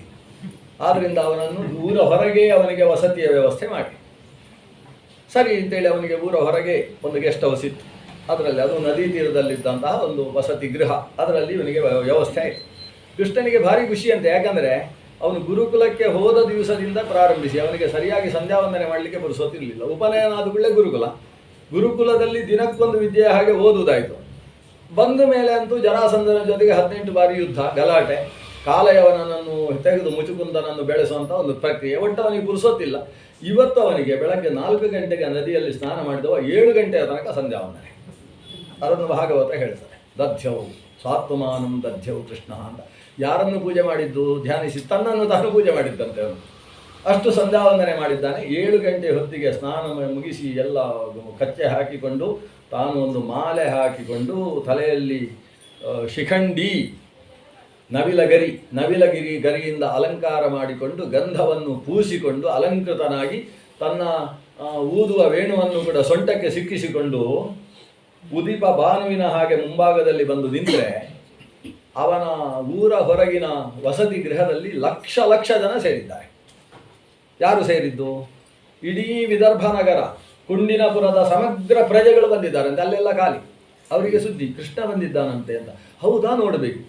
ಹೆಂಗಸರು ಮೊದಲು ಹೊರಟರು. ಕೃಷ್ಣನನ್ನು ನೋಡುವುದಕ್ಕೋಸ್ಕರ ಚಕ್ಕುಲಿ, ಲಡ್ಡು, ಆಮೇಲೆ ಮೊಸರು, ಬೆಣ್ಣೆ ಎಲ್ಲ ಹಿಡ್ಕೊಂಡು ಕೃಷ್ಣನಿಗೆ ಇದನ್ನೆಲ್ಲ ಕೊಟ್ಟರೆ ಭಾರಿ ಪುಣ್ಯ ಅಂತೆ, ಭಾರಿ ಶ್ರೇಯಸ್ಸಾಗ್ತದೆ ಅಂತ ಅವೆಲ್ಲ ಕತೆ ಕೇಳಿದ್ದಾರೆ ಅವರು, ತಿಳ್ಕೊಂಡು ಬಂದು. ಆವಾಗ ಅಲ್ಲಿಯ ವ್ಯಾಪಾರಿಗಳೆಲ್ಲ ದೊಡ್ಡ ದೊಡ್ಡ ಬಂಗಾರದ ತಟ್ಟೆಯಲ್ಲಿ ಮುತ್ತು ರತ್ನ ಎಲ್ಲ ಹಿಡ್ಕೊಂಡು ಹೊರಟಿದ್ದಾರೆ. ಯಾಕಂದರೆ ಕೃಷ್ಣನಿಗೆ ಹೋಗಿ ಇದನ್ನು ಮುಟ್ಟಿಸಿದರೆ ನಮಗೆ 100 ಪಟ್ಟು ಜಾಸ್ತಿ ಸಿಗ್ತದೆ ಅಂತಲ್ಲ, ಅದೆಲ್ಲ ಕಥೆ ಕೇಳಿದ್ದಾರೆ. ಕೃಷ್ಣ ಎಲ್ಲರನ್ನೂ ಕೂಡ ಒಂದು ತನ್ನ ನಗು ನೋಟದಿಂದಲೇ ಹರಸಿದ್ದಾನೆ. ಆಕಾಶದಲ್ಲಿ ಸೂರ್ಯ ಮೇಲೆ ಏರುವುದನ್ನು ಗಮನಿಸಿದ. ಪತ್ರದಲ್ಲಿ ರುಕ್ಮಿಣೀದೇವಿ ಬರೆದಂತಹ ಕಾಲ ಸನ್ನಿಹಿತವಾಗಿದೆ, ಊರ ಹೊರಗಿನ ದೇವಸ್ಥಾನಕ್ಕೆ ಬರುವ ಕಾಲ ಅದು ಅನ್ನುವುದನ್ನು ಸ್ಪಷ್ಟೀಕರಿಸಿಕೊಂಡ. ಒಂದು ಅನುಕೂಲ ಏನಾಗಿತ್ತು, ಕೃಷ್ಣನ ವಸತಿಗೆ ವ್ಯವಸ್ಥೆ ಮಾಡಿದ ಜಾಗ ಮತ್ತು ಇವರು ಊರ ಹೊರಗಿನ ದೇವಿಯ ಪೂಜೆಗೆ ಬರುವ ಜಾಗ ಅದು ಒಂದೇ ಆಗಿತ್ತು. ಜರಾಸಂಧನಿಗೆ ನಡುಕ ಪ್ರಾರಂಭ ಆಗಿದೆ, ನಾನು ಊರ ಹೊರಗೆ ಅಂತ ಮಾಡಿದ್ದೇನೆ, ಈಗ ರುಕ್ಮಿಣಿ ಅಲ್ಲಿಗೆ ಹೋಗ್ತಾ ಇರುವುದು ಅಂತ. ರುಕ್ಮಿಣಿಗೆ 7 ಸುತ್ತಿನ ರಕ್ಷಣೆಯನ್ನು ಕೊಟ್ಟು ಕಳಿಸಿದ್ದಾನೆ ಜರಾಸಂಧ. ತುಂಬ ಜಾಗ್ರತೆ, ಕೃಷ್ಣ ಅಲ್ಲೇ ಇದ್ದಾನೆ, ಎಲ್ಲ ನೋಡ್ಕೊಳ್ಬೇಕು ಅಂತ ಕಳಿಸಿದ್ದಾನೆ. ಆಕೆ ಬಂದು ಊರ ದೇವಿಯ ಒಳಗೆ ಪ್ರವೇಶ ಮಾಡ್ತಾಳೆ. 16 ಜನ ಬ್ರಾಹ್ಮಣ ಸ್ತ್ರೀಯರು ಮುತ್ತೈದೆಯರು ಕರ್ಕೊಂಡು ಬಂದಿದ್ದಾರೆ. 16 ಜನ ಪುರೋಹಿತರಂತೆ. ಯಾರು ಮುತ್ತೈದೆಯರೇ ಪುರೋಹಿತರು, ಗೌರಿ ಪೂಜೆಗೆ ಇನ್ಯಾರು ಪುರೋಹಿತರು.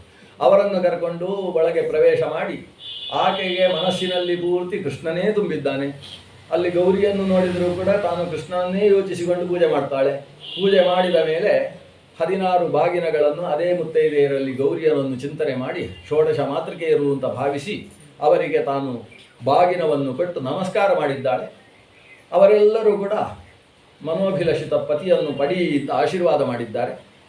ಕಣ್ಣು ಮುಚ್ಚಿ ಕೃಷ್ಣನನ್ನು ತುಂಬಿಸಿಕೊಂಡು ಆಕೆ ದೇವಸ್ಥಾನದಿಂದ ಹೊರಗೆ ಬರ್ತಾ ಇದ್ದಾಳೆ. ಕೃಷ್ಣ ಬಂದಿದ್ದಾನೋ ಇಲ್ಲೋ ಅಂತ ಕಣ್ಣು ತೆರೆದರೆ ಮುಂಭಾಗದ ರಥದಲ್ಲಿ ಹೊಳೆಯುವ ಚಂದ್ರನ ಹಾಗೆ ಭಗವಂತ ಕೃಷ್ಣ ಕಂಡ. ಕೃಷ್ಣನನ್ನು ಕಂಡ ಮೇಲೆ ಅವಳು ಈ ಲೋಕದಲ್ಲಿ ಇಲ್ಲ. ಅವಳ ಹೆಜ್ಜೆ ಕೃಷ್ಣನ ರಥದ ಕಡೆಗೆ ಹೋಗ್ತದೆ. ಅವಳ ರಕ್ಷಣೆಗೆ ಅಂತ ಕೊಟ್ಟವರಿದ್ದಾರಲ್ಲ 7 ಸುತ್ತಿನವರು, ಅವರಿಗೆ ನಿರ್ದೇಶನ ಏನಿತ್ತು, ಈಕೆ ಎಲ್ಲಿ ಹೋಗ್ತಾಳೆ ಅಲ್ಲಿಗೆ ರಕ್ಷಣೆ ಕೊಡಬೇಕು ಅಂತಿತ್ತು. ಇವರು ಕೂಡ ರಥದ ಕಡೆಗೆ ಹೋಗಿ ಕೃಷ್ಣನ ರಥದ ಕಡೆಗೆ ರಕ್ಷಣೆ ಕೊಟ್ಟುಕೊಂಡು ಸಾಗಿತು. ಅಷ್ಟೇ ಅಲ್ಲ, ಆ ಕಡೆ ರಥ ನೋಡ್ತಾರೆ, ರಸ್ತೆ ಬಿಟ್ಟು ಇವಳು ಈ ಕಡೆ ಯಾಕೆ ಹೋಗ್ತಾಳೆ ಅಂತ ನೋಡಿದರೆ ರಥದಲ್ಲಿ ಕೃಷ್ಣನನ್ನು ನೋಡಿದ ಮೇಲೆ ಇವರಿಬ್ಬರು ಒಟ್ಟಿಗೆ ಕೂತದ್ದನ್ನು ಒಂದ್ಸಲ ನೋಡಬೇಕು ಅಂತ ಅನಿಸ್ಲಿಕ್ಕೆ ಶುರು ಆಯ್ತು. ಈ ರುಕ್ಮಿಣಿ ಆ ಕೃಷ್ಣ ಇಬ್ಬರು ರಥದಲ್ಲಿ ಒಟ್ಟಿಗೆ ಕೂತದ್ದನ್ನು ನೋಡಿದರೆ ದೇವರು ಕೊಟ್ಟ ಕಣ್ಣಿಗೆ ಒಂದು ಸಾರ್ಥಕ್ಯ, ಇಲ್ಲದೆ ಹೋದರೆ ಲೋಚನೆ ವಂಚಿತೋಸ್ಮಿ. ಅದರ ಜೊತೆಗೆ ಆ ಕಡೆ ನೆನಪಾಗ್ತದೆ, ಅಲ್ಲಿ ಶಿಶುಪಾಲ ಬೆಳಗ್ಗೆ ಪುಣ್ಯಾಹಾರ ವಾಚನ ಮಾಡಿ ಅವನಿಗೆ ಬಾಸಿಂಗ ಕಟ್ಟಿದ್ದಾನೆ. ಇದೆಂತು ಕಾಗೆ ಮತ್ತು ಕೋಗಿಲೆಗೆ ಮದುವೆ ಮಾಡುವುದ ಅಂತ ಮಾಡ್ಬೋದು, ಆದರೆ ಕಾಗೆ ನವಿಲುಗಳಿಗೆ ಮದುವೆ ಮಾಡಿದರೆ ಹೇಗಿರ್ತದೆ? ಹೋಗಿ ಅವನ ಜೊತೆಗೆ ಇವಳು ಕೂತ್ರೆ ಹೇಗೆ? ಅದು ಎತ್ತಣದ ಸಂಬಂಧ ಅದು. ಅದೇ ಈ ಶ್ರೀಕೃಷ್ಣ ಈಕೆ ಲಕ್ಷ್ಮೀನಾರಾಯಣರನ್ನು ನೋಡಿದ ಹಾಗೆ ಆಗ್ತದೆ. ಒಂದು ಸಲ ರಥದಲ್ಲಿ ಒಟ್ಟಿಗೆ ನಿಲ್ಲಬೇಕು, ಅದನ್ನು ನೋಡೋಣ ಅಂತ. ಇವ್ರ ಕೈಯಲ್ಲಿ ಬಿಲ್ಲಿದ್ದದ್ದು ಮರ್ತೋಯ್ತು, ಗದೆ ಈಟಿ ಗುದ್ದಲಿ ಹಾರ ಇದ್ದದ್ದು ಮರ್ತೋಯ್ತು. ಇವರಿಬ್ರು ಒಟ್ಟಿಗೆ ನಿಂತದ್ದು ನೋಡಬೇಕು. ಇವಳು ರಥದ ಹತ್ರ ಸಾಗಿದ್ದಾಳೆ. ಕೃಷ್ಣ ರಥದಿಂದ ತಾನು ಕೈ ಮುಂದೆ ಮಾಡಿದ್ದಾನೆ. ರಥದ ಸನಿಗೆಕ್ಕೆ ಬಂದಂತಹ ಆಕೆ ತನ್ನ ಬಲಗೈಯನ್ನು ಮುಂದೆ ಮಾಡಿದಾಗ ಅಂಗುಷ್ಠ ಸಹಿತವಾದ ಅವಳ ಬಲಗೈಯನ್ನು ತಾನು ಹಿಡಿದು ರಥಕ್ಕೆ ಏರಿಸಿಕೊಂಡ. ಈ ರಕ್ಷಣೆಗೋಸ್ಕರ ಇದ್ದವರೆಲ್ಲ ಚಪ್ಪಾಳೆ ಹೊಡೆಯುವುದಕ್ಕೆ ಶುರು ಮಾಡಿ, ಅವರ ಗಿಲ್ಲೆಲ್ಲ ಕೆಳಗೆ ಬಿತ್ತು ಅಂತ ಅರ್ಥ. ಖುಷಿ, ರಥಕ್ಕೆ ಏರ್ತಾ ಇದ್ದಾಳೆ ಅಂಥ ಮೋಹಕ ವಾದಿರಾಜರ ವರ್ಣನೆ ನೋಡಬೇಕು ಇನ್ನಷ್ಟು. ಅಂದು ರಥಕ್ಕೆ ಏರಿದ್ದಾಯ್ತು. ಏರ್ತಾ ಇರಬೇಕಾದ್ರೆ ಈ ರಕ್ಷಕರೆಲ್ಲ ಹೀಗಾಯ್ತಾ? ಕೊನೇ ಹಂತದ ರಕ್ಷಕರು ಯಾರು ಗೊತ್ತೋ? ಬ್ರಾಹ್ಮಣರು. ನೋಡಿ ಜರಾಸಂಧ ಎಷ್ಟು ಬುದ್ಧಿವಂತ ಅಂದರೆ, ಆಕೆಯ ಪಕ್ಕದಲ್ಲಿ 1 ಸುತ್ತಿನ ರಕ್ಷಣೆ ಯಾರು ಅಂತ ಹೇಳಿದರೆ ವಯಸ್ಸಾದ ವಿಪ್ರರಂತೆ. ಯಾಕಂದರೆ ಕೃಷ್ಣ ಯಾರನ್ನು ಹೊಡೆದ್ರು ಈ ಬ್ರಾಹ್ಮಣರನ್ನು ಹೊಡೆಯೋಲ್ಲ ಅಂತ ಅದೊಂದು ಧೈರ್ಯ ಅವನಿಗೆ. ಅವರನ್ನು ರಕ್ಷಣೆಗೋಸ್ಕರ ಇಟ್ಟಿದ್ದಾನೆ. ಅವರೆಲ್ಲ ಖುಷಿಯಾಗಿ ರಥ ಹತ್ತಾ ಇದ್ರೆ ಅದು ಕೈ ಹಿಡ್ಕೊಂಡು ಈತ ರಥಕ್ಕೆ ಏರಿಸಿದರೆ ಇವರು ಪಾಣಿಗ್ರಹಣದ ಮಂತ್ರ ಉದ್ಘೋಷ ಮಾಡಲಿಕ್ಕೆ ಶುರು ಮಾಡಿದ್ರು. ಗೃಭ್ಣಾಮಿ ತೇ ಸೌಭಗತ್ವಾಯ ಹಸ್ತಂ ಮಯಾ ಪತ್ಯ ಜಲದಷ್ಟಿರ್ಯಥಾ ಸಾಹ ಭಗೋ ಅರ್ಯಮ ಸಾವಿತಾ ಪುರಂಧಿರ್ಮಕ್ಯಂ ತ್ವಾ ದುರ್ಗಾರ್ಹ ಪತ್ಯಾಯ ದೇವಾಃ. ಗೃಹಸ್ಥನಾಗಿ ಬದುಕುವುದಕ್ಕೋಸ್ಕರ ದೇವತೆಗಳೆಲ್ಲ ನಿನ್ನ ಕೈಯನ್ನು ನನ್ನ ಕೈಯಲ್ಲಿ ಸೇರಿಸಿದ್ದಾರೆ ಅಂತ ಪ್ರಾರ್ಥನೆ ಮಾಡುವ ಸೂರ್ಯಾದೇವಿ ಅಥವಾ ಸೂರ್ಯ ಸಾವಿತ್ರಿ ಅಂತ ಅನಿಸಿಕೊಳ್ಳತಕ್ಕಂತಹ ಋಷಿ ಕಂಡಂತಹ ಮಂತ್ರ. ಆ ಮಂತ್ರವನ್ನು ಉದ್ಗರಿಸಿದರು. ಕೃಷ್ಣನ ರಥಕ್ಕೆ ಇವಳು ಹತ್ತಿದ್ದೇ ತಡ. ತಾಂ ರಾಜಕನ್ಯಾಂ ರಥಂ ಆರು ರುಕ್ಷತೀಂ ಜಹಾರ ಕೃಷ್ಣ ದ್ವಿಷತಾಂ ಸಮೀಕ್ಷತಾಂ. ಶತ್ರುಗಳು ಕಣ್ಣಿಗೆ ಕಣ್ಣು ಬಿಟ್ಟು ನೋಡ್ತಾ ಇದ್ದಾರೆ. ನೋಡ್ತಾ ಇರುವಂತೆ ಕೃಷ್ಣನ ರಥ ಹತ್ತಿದ್ದಾಳೆ ಆಕೆ. ರಥ ಹತ್ತಿದಾಗ ಎಲ್ಲರ ಕಣ್ಣು ತಂಪಾಯಿತು. ಕೃಷ್ಣನ ಸನಿಹದಲ್ಲಿ ತಲೆ ತಗ್ಗಿಸಿ ನಿಂತಹ ಆಕೆಯನ್ನು ನೋಡಿದರು. ಅಷ್ಟರಲ್ಲಿ ದಾರುಕ ರಥ ತಿರುಗಿಸಿದ. ರಥ ತಿರುಗಿಸಿ ಕುದುರೆಗಳ ಮೇಲಿದ್ದ ಛಾವಣಿಯನ್ನು ಎಳೆದ. ಕಡಿವಾಣವನ್ನು ಒಂದು ಸಲ ನಿಧಾನಕ್ಕೆ ಬಿಟ್ಟ. ಏನು ಕುದುರೆಗಳು ಹೊರಟು. ವಾಯು ವೇಗದಲ್ಲಿ ಹೊರಟ್ರೆ ಧೂಳು ಎದ್ದಿತು. ಧೂಳು ಎದ್ದಾಗ ರಥದಲ್ಲಿರುವವರು ಕಾಣದಾದರು. ಆವಾಗ ಇವರಿಗೆಲ್ಲ ಕೈಯಲ್ಲಿರುವುದೇನು ಅಂತ ಆಮೇಲೆ ಯೋಚನೆ ಇವರಿಗೆ. ಅಲ್ಲ, ಬಿಲ್ಲು ಬಾಣ ಈಟಿ ಯಾಕಿರುವುದು? ಜರಾಸಂಧ ಹೇಳಿದ್ದೇನು, ಕೃಷ್ಣನ ಕೈಗೆ ರುಕ್ಮಿಣಿ ಹೋಗದೇ ಇರುವ ಹಾಗೆ ನೋಡಿಕೊಳ್ಬೇಕು. ಹಾಗಾದರೆ ಈಗ ನಾವು ಹೋದರೆ ಮರಣದಂಡನೆ ಶಿಕ್ಷೆ ನಮಗೆ. ಅಷ್ಟು ಏನಾದರೂ ಮಾಡಿ ಕೃಷ್ಣನನ್ನು ಹೊಡಿರಿ ಬಡಿರಿ ಅಂತ ಶುರು ಮಾಡಿದ್ರು ಇವರು. ಹೊಡಿರಿ ಬಡಿರಿ ಅಂತ ಹೋಗಿ ಸ್ವಲ್ಪ ಧೂಳು ತಿಂದುಕೊಂಡು ಆಮೇಲೆ ಹಿಂದಕ್ಕೆ ಬಂದರು. ಹಿಂದಕ್ಕೆ ಬಂದು ಜರಾಸಂಧನಿಗೆ ಸುದ್ದಿ ಬಂತು, ಕೃಷ್ಣನ ಜೊತೆಗೆ ರುಕ್ಮಿಣೀ ದೇವಿ ಪರಾರಿಯಾಗಿದ್ದಾಳೆ ಅಂತ ಸುದ್ದಿ ಬಂತು. ಜರಾಸಂಧ ಕೇಳ್ತಾನೆ, ಅವಳು ಪರಾರಿಯಾದದ್ದು ಕೃಷ್ಣ ಎಳ್ಕೊಂಡು ಹೋದದ್ದು ಅಂತ. ಹಾಗಾಗಿ ಹೇಳಿದರು, ಇಲ್ಲ ಅವಳೇ ರಥಕ್ಕೆ ಹತ್ತಿ ಹೋದದ್ದು, ಯಾರು ಹಾಗೆ ಹೇಳಬಾರ್ದು ಅಂತ ಹೇಳ್ತಾನೆ ಜರಾಸಂಧ. ಲೋಕದಲ್ಲಿ ನಾಳೆ ಪೇಪರಲ್ಲಿ ಈ ವಿಷಯ ಬರಬಾರ್ದು. ಅಲ್ಲೇನು ಬರಬೇಕು ಅಂದರೆ ಕೃಷ್ಣ ಅಪಹರಿಸಿದ್ದಾನೆ ಅಂತ ಬರಬೇಕು. ರುಕ್ಮಿಣೀ ದೇವಿ ಒಟ್ಟಿಗೆ ಹೋಗಿದ್ದಾಳೆ ಅಂದರೆ ನಮ್ದೆಲ್ಲ ಮರ್ಯಾದೆ, ದೇಶದ ಮರ್ಯಾದೆಗೆ ಧಕ್ಕೆ ಬರ್ತದೆ. ಆದ್ದರಿಂದ ಕೃಷ್ಣ ಅಪಹರಿಸಿಕೊಂಡು ಹೋಗಿದ್ದಾನೆ ಅಂತ ಸುದ್ದಿ ಬರಬೇಕು. ಅದೇ ಆ ದೊಡ್ಡ ರಾಜಕಾರಣಿ ಅವ. ಆತ ಹೀಗೆ ಸುದ್ದಿ ಬರಬೇಕು ಅಂತ ಹೇಳಿದ. ಹೇಳಿ ಆಮೇಲೆ ಹೇಳ್ತಾನೆ, ಏನು ತೊಂದರೆ ಇಲ್ಲ, ನಂಗೆ ಗೊತ್ತಿತ್ತು ಹೀಗೆ ಆಗ್ತದೆ ಅಂತ. ಅದಕ್ಕೆ ದೊಡ್ಡ ರಾಜಕಾರಣಿ ಅಂತ ಅದಕ್ಕೆ ಹೇಳು. ಹೀಗೆ ಆಗ್ತದೆ ಅಂತ ಗೊತ್ತಿತ್ತು. ಯಾಕಂದರೆ ಆ ಕೃಷ್ಣ ಮಹಾಕಪಟಿ, ಇಂಥದ್ದೇ ಮಾಡುದು ಅವ, ಯಾವುದೂ ಸರಿಯಾದ ರೀತಿಯಲ್ಲಿ ಕೆಲಸ ಮಾಡುವುದಿಲ್ಲ ಅವ. ಆಗ ಇವ ಬಾಸಿಂಗ ಕಟ್ಟಿಕೊಂಡವ ಅಲ್ಲೇ ಇದ್ದಾನೆ. ಅಲ್ಲ, ನಂದು ಹೋಯ್ತಲ್ವ ಅಂತ ಕೇಳ್ತಾ ಇದ್ದಾನೆ. ಜರಾಸಂಧ ಹೇಳ್ತಾನೆ, ಅಲ್ಲ ಇವನಿಗೆ ಮದುವೆ ಮಾಡೋದಕ್ಕೇನು, ಬೇಕಾದಷ್ಟು ಹೆಂಗಸರಿದ್ದಾರೆ, ಒಂದು ಮದುವೆ ಮಾಡುವ, ನಾಳೆ ಮುಹೂರ್ತದಲ್ಲೇ ಮದುವೆ ಅಂತ ಆಗಬೇಕು ಅಂತೂ. ಆದರೆ ಎಲ್ಲರೂ ಸಮಾಧಾನ ಪಟ್ಟರೂ ಕೂಡ ರುಗ್ಮಿ ಸಮಾಧಾನ ಆಗಲಿಲ್ಲ. ಯಾಕಂದರೆ ಅವನದೇ ನೇತೃತ್ವದಲ್ಲಿ ಈ ಮದುವೆಯ ವ್ಯವಸ್ಥೆ. ಎಲ್ಲ ಜನರನ್ನು ಕರೆದಿದ್ದಾನೆ, ನನ್ನ ತಂಗಿಯ ಮದುವೆಗೆ ಬನ್ನಿ ಅಂತೇಳಿ. ನಾಳೆ ಹಸ್ತೋದ ಕೊಡುವ ಹೊತ್ತಿಗೆ ನಾವು ವಧುವರರನ್ನು ನೋಡದೆ ಹಸ್ತೋದಕ ತೆಗೊಳ್ಳುವುದಿಲ್ಲ ಅಂತ ಹೇಳಿದರೆ ಮರ್ಯಾದೆ ಪ್ರಶ್ನೆ ಅಲ್ವಾ. ಆದ್ದರಿಂದ ಏನು ಮಾಡಬೇಕವ? ಅವ ಪ್ರತಿಜ್ಞೆ ಮಾಡ್ತಾರೆ, ನಾನು ಕೃಷ್ಣನನ್ನು ಕೊಲ್ಲದೆ ಈ ಊರಿಗೆ ಮತ್ತೆ ಪ್ರವೇಶ ಮಾಡುವುದಿಲ್ಲ ಅಂತ ಪ್ರತಿಜ್ಞೆ ಮಾಡಿ ಬೆನ್ನು ಹತ್ತಾನೆ. ಬೆನ್ನು ಹತ್ತೋ ಹೊತ್ತಿಗೆ ಕೃಷ್ಣ ಸ್ವಲ್ಪ ದೂರದಲ್ಲಿ ಹೋಗಿ ರಥ ನಿಲ್ಲಿಸಿದ್ದಾನೆ. ಯಾರಾದರೂ ಒಂದು 4 ಜನ ಬಂದು ಹೊಡಿಲಿಕ್ಕೆ ಬಡಿಲಿಕ್ಕೆ ಬಂದರೆ ಸ್ವಲ್ಪ ನೋಡೋಣ ಅಂತ. ಅಲ್ಲಿಗೆ ಸರಿಯಾಗಿ ರುಕ್ಮಿ ಬಂದ. ಸ್ವಲ್ಪ ಹೋರಾಟ ಆಯಿತು. ರುಕ್ಮಿಯ ಬಿಲ್ಲು, ರಥ, ಕುದುರೆ ಎಲ್ಲ ಪುಡಿಯಾಗೋಯಿತು. ರುಕ್ಮಿ ನೆಲಕ್ಕಿಳಿದಾಗ ಕೃಷ್ಣನೂ ಕೂಡ ನೆಲಕ್ಕೆ ಹಾರಿ ಕತ್ತಿ ಹಿಡ್ಕೊಂಡು ಬಂದ. ಅವನ ಜುಟ್ಟು ಹಿಡ್ಕೊಂಡು ಕತ್ತಿ ಎತ್ತಿದ. ಕತ್ತಿ ಎತ್ತುವ ಹೊತ್ತಿಗೆ ರುಕ್ಮಿಣೀ ದೇವಿ ಕೆಳಗೆ ಬಂದು ಕೃಷ್ಣನ ಪಾದ ಹಿಡ್ಕೊಂಡಿದ್ದಾಳೆ. ನನ್ನ ಅಣ್ಣ. ಆಗ ಕೃಷ್ಣನಿಗೆ ಅರ್ಥ ಆಯಿತು, ಇವಳ ಅಣ್ಣನನ್ನು ಕೊಂದರೆ ಮತ್ತೆ ಮದುವೆ ಆಗಲಿಕ್ಕೆ 11 ದಿವಸ ಕಾಯ್ತು. ಅದಕ್ಕಿಂತ ಅಣ್ಣನನ್ನು ಬಿಟ್ಟು ಬಿಡೋಣ ಅಂತ ತೀರ್ಮಾನಿಸಿ ನಾನು ಎತ್ತಿದ ಕತ್ತಿಯಿಂದ, ರುಕ್ಮಿಣಿ ನಿನ್ನ ಅಣ್ಣ, ನಾನು ಕೊಲ್ಲುವುದಿಲ್ಲ ಬಿಡು ಅಂತೇಳಿ ಒಂದೇ ಸಲ ಹೇಳಿದಾಗ ತಲೆ ಕೂದಲೆಲ್ಲ ತೆಗೆದುಬಿಟ್ಟ. ಇವನಿಗೆ ಬೋಳಿಸುವುದು ಹೇಗೆ ಅನ್ನುವುದನ್ನು ಕೂಡ ಅವರು ಅಲ್ಲಿ ಸಾಂದೀಪಿನಿ ಗುರುಕುಲದಲ್ಲಿ ಅಭ್ಯಾಸ ಮಾಡಿಸಿದ್ದಾರೆ. 64 ವಿದ್ಯೆಯಲ್ಲಿ ಅದು ಒಂದು. ಕೇಶಕರ್ತನ ಕೇಶಮುಂಡನ ಹೇಗೆ ಮಾಡಬೇಕು ಅನ್ನೋದು ಅದು ಕೂಡ ಚತುಷ್ಷಷ್ಟಿ ಕಲಾದಲ್ಲಿ ಒಂದು ಸೇರಿದ್ದು. ಈತ ಸರಿಯಾಗಿ ಅವನನ್ನು, ಅದು ಕೂಡ ಒಂದು 3 ಕಡೆಯಲ್ಲಿ ಜುಟ್ಟು, 5 ಕಡೆಯಲ್ಲ 3 ಕಡೆಯಲ್ಲಿ ಜುಟ್ಟು ಬಿಟ್ಟು ಅವಮಾನ ಮಾಡುವ ರೀತಿಯ ಕರ್ತನ, ಒಂದು ರೀತಿಯ ಮುಂಡನ ಮಾಡಿ ಹಾಕಿದ. ಇವನು ಅಷ್ಟು ಮಾಡುವುದಕ್ಕೂ ನಮ್ಮ ಬಲರಾಮ ದೇವರು ದೊಡ್ಡ ಸೇನೆಯ ಜೊತೆಗೆ ಅಲ್ಲಿಗೆ ಬರುವುದಕ್ಕೂ ಸರಿ ಹೋಗಿದೆ. ಬಲರಾಮ ಈ ಪ್ರಸಂಗ ನೋಡ್ತಾನೆ, ಕೃಷ್ಣ ಏನು ಮಾಡ್ತಾ ಇದ್ದಿ, ಹಾಗೆ ಮಾಡಬಾರ್ದು, ಬುದ್ಧಿ ಹೇಳುವುದು ಕೃಷ್ಣನಿಗೆ. ಈ ಕಡೆ ರುಕ್ಮಿಣೀ ದೇವಿ ನೋಡ್ತಾ ಇದ್ದಾಳೆ, ಓ ಭಾವ ಬಂದಿದ್ದಾರೆ ಅಂತ. ಭಾವ ರುಕ್ಮಿಣೀ ದೇವಿ ಆ ಕಡೆ ನೋಡುವಾಗ ಕೃಷ್ಣನಿಗೆ ಕಣ್ಣು ಹಾಕೋದು, ನಾನು ಬುದ್ಧಿ ಹೇಳಿದಾಗೆ ಮಾಡ್ತೇನೆ, ನೀನು ಸರಿಯಾಗಿ ಕೇಳ್ತಾ ಇರ್ಬೇಕಷ್ಟೇ, ಅಡ್ಡ ಮಾತಾಡಬಾರ್ದು ಅಂತ. ಮಾಮ ಭೀಷ್ಮಿ ಅಸೂಯೇಥಾ, ತಾನು ರುಕ್ಮಿಣಿಗೂ ಬುದ್ಧಿ ಹೇಳ್ತಾ ಇದ್ದೆ, ರುಕ್ಮಿಣಿ ನೀನೇನು ಬೇಸರಿಸಬೇಡ, ನನ್ನ ತಮ್ಮ ಭಾರಿ ಸಿಟ್ಟು ಮಾಡ್ತಾನೆ, ಏನು ಕೋಪ ಅವನಿಗೆ ಅಂತ ಅಂದ್ಕೊಳ್ಬೇಡ, ತುಂಬ ಸಾತ್ವಿಕ, ಏನು ಸಿಟ್ಟು ಬರುವುದು ಅಂತಲೇ ಇಲ್ಲ ಅವನಿಗೆ. ಆದರೆ ಸಿಟ್ಟು ಬಂದರೆ ನೋಡಿ ಹೀಗೆ ಮಾಡ್ತಾನೆ, ಬೋಳಿಸೇ ಬಿಟ್ಟಿದ್ದಾನೆ ನೋಡು, ನಿನ್ನ ಅಣ್ಣ ಅನ್ನೋದನ್ನು ಆತ ನೋಡಲಿಲ್ಲ ನೋಡು. ಕೃಷ್ಣ ಹೀಗೆ ಮಾಡಿದ ನೀನು, ಅವಳು ಎಲ್ಲರನ್ನೂ ಬಿಟ್ಟು ಒಬ್ಬಾಕೆ ಬಂದಿದ್ದಾಳೆ, ಸಮಗ್ರ ಕುಟುಂಬವನ್ನು ತ್ಯಜಿಸಿ ಬಂದಿದ್ದಾಳೆ, ಅವಳ ಅತಿ ಪ್ರೀತಿಯ ಅಣ್ಣನನ್ನು ನೀನು ಇಷ್ಟ ಅವಮಾನ ಮಾಡುವುದ, ಆ ಸಂಬಂಧಿಕರನ್ನು ಅಂತ ಇವ ಬುದ್ಧಿ ಹೇಳು. ಇದ್ಯಾಕೆ ಬುದ್ಧಿ ಹೇಳೋದು? ರುಕ್ಮಿಣಿಗೆ ಸಮಾಧಾನ ಆಗಲಿ, ಓ ನನ್ನನ್ನು ಮನೆಯಲ್ಲಿ ಚೆನ್ನಾಗಿ ನೋಡಿಕೊಳ್ಳುವ ಒಬ್ಬ ಭಾವ ಇದ್ದಾರೆ ಅಂತ ಗೊತ್ತಾಗಬೇಕಷ್ಟೇ. ಎಲ್ಲರನ್ನೂ ಬಿಟ್ಟು ಬಂದಂತಹ ರುಕ್ಮಿಣಿಯನ್ನು ಸಮಾಧಾನಿಸುವುದಕ್ಕೆ ಹೀಗೆ ಬಲರಾಮ ಬುದ್ಧಿ ಹೇಳ್ತಾನೆ. ಕೃಷ್ಣ ಬಲರಾಮನ ನೇತೃತ್ವದಲ್ಲಿ ದ್ವಾರಕೆಗೆ ಪ್ರವೇಶ ಮಾಡ್ತಾನೆ. ಬಲರಾಮನಿಗೆ ಭಾರಿ ಖುಷಿ. ಯಾಕೆ ಅಂತ ಹೇಳಿದರೆ, ನಮ್ಮ ಇಡೀ ದೇಶಕ್ಕೆ ಅವಮಾನ ಮಾಡಿದಂತಹ ವಿದರ್ಭಕ್ಕೆ, ಮಗಧ ದೇಶಕ್ಕೆ ಸರಿಯಾದ ಬುದ್ಧಿ ಕಲಿಸಿದ್ದಾನೆ ನನ್ನ ತಮ್ಮ. ಅಲ್ಲಿಂದಲೇ ಹೆಣ್ಣು ತಂದಿದ್ದಾನೆ. ಎಲ್ಲ ಜರಾಸಂಧನೂ ಕೂಡ ತನ್ನ ಮುಖಕ್ಕೆ ಬಟ್ಟೆ ಹಾಕಿಕೊಂಡು ಕೂತ್ಕೊಳ್ಳುವ ಪ್ರಸಂಗವನ್ನು ಮಾಡಿಟ್ಟಿದ್ದಾನೆ. ಎಂಥ ಅದ್ಭುತವಾದ ಕಾರ್ಯ ಮಾಡಿದ್ದಾನೆ ತಮ್ಮ ಅಂತ ಹೇಳಿ ಉಗ್ರಸೇನ ರಾಜ ಮಥುರೆಯಿಂದ ಅವನೂ ದ್ವಾರಕೆಗೆ ಆಗಮಿಸಿದ್ದಾನೆ. ದ್ವಾರಕೆಯಲ್ಲಿ ದೊಡ್ಡ ಉತ್ಸವ. ದ್ವಾರಕಾಯಾಮ್ ಅಭೂತ್ ರಾಜನ್ ಮಹಾನ್ ಉತ್ಸವ ಪುರೌಕಸಾಂ. ಅಲ್ಲಿ ದೊಡ್ಡ ಉತ್ಸವ, ಪುರದ ಜನರಿಗೆಲ್ಲ ಉತ್ಸವ. ಕೃಷ್ಣ ಯಾವಾಗ ರುಕ್ಮಿಣಿಯನ್ನು ಕರೆದುಕೊಂಡು ಬರ್ತಾನೆ ಅಂತ ಸುದ್ದಿ ಬಂತು, ಆವಾಗ ಇಡೀ ದ್ವಾರಕೆ ನವ ವಧುವಿನ ಹಾಗೆ ಸಿಂಗರಿಸಲ್ಪಟ್ಟಿದೆ. ಪ್ರತಿಯೊಂದು ರಸ್ತೆ ಬೀದಿಗಳಲ್ಲೂ ಕೂಡ ನೀರು ಚೆಲ್ಲಿ ಗೋಮಯೋದಕವನ್ನು ಚಿಮುಕಿಸಿ ಆ ಭಾಗದಲ್ಲಿ ರಂಗವಲ್ಲಿಗಳನ್ನು ಹಾಕಿ ನಾನಾ ರೀತಿಯ ವೃಕ್ಷದ ಎಲೆಗಳ ತಳಿರು ತೋರಣಗಳನ್ನೆಲ್ಲ ನಿರ್ಮಾಣ ಮಾಡಿ ಎಲ್ಲ ಕಡೆಯಲ್ಲೂ ಎರಡೂ ಬದಿಯಲ್ಲೂ ಕೂಡ ಗೊನೆ ಬಿಟ್ಟ ಬಾಳೆಕಂಬಗಳನ್ನು ಕಟ್ಟಿ, ನಾವೆಲ್ಲ ಗೊನೆ ಬಿಟ್ಟ ಬಾಳೆಕಂಬ ಕತ್ತರಿಸುವ ಕ್ರಮ ಇಲ್ಲ, ಎಲ್ಲ ಯಾವುದರಲ್ಲಿ ಒಂದು ಗೊನೆಯು ಬಿಡುವುದಿಲ್ಲೋ ಅಂಥ ಬಾಳೆಕಂಬ ತಂದು ಕಟ್ಟುವುದು ನಾವು. ಇದು ಹಾಗಲ್ಲ, ಗೊನೆ ಬಿಟ್ಟ ಬಾಳೆಕಂಬಗಳನ್ನು ಕಟ್ಟಿ ಅಲಂಕರಿಸಿಟ್ಟಿದ್ದಾರೆ. ಕೃಷ್ಣ ರುಕ್ಮಿಣಿಯ ಜೊತೆಗೆ ಒಳಗೆ ಪ್ರವೇಶ ಮಾಡಿದ್ದಾನೆ. ಮನೆ ಮನೆಯಲ್ಲೂ ಕೂಡ ರುಕ್ಮಿಣಿ ಕಲ್ಯಾಣ ನಡೆಯುತ್ತಂತೆ. ಅದ್ಯಾಕೆ ಮನೆ ಮನೆಯಲ್ಲಿ ಕಲ್ಯಾಣ?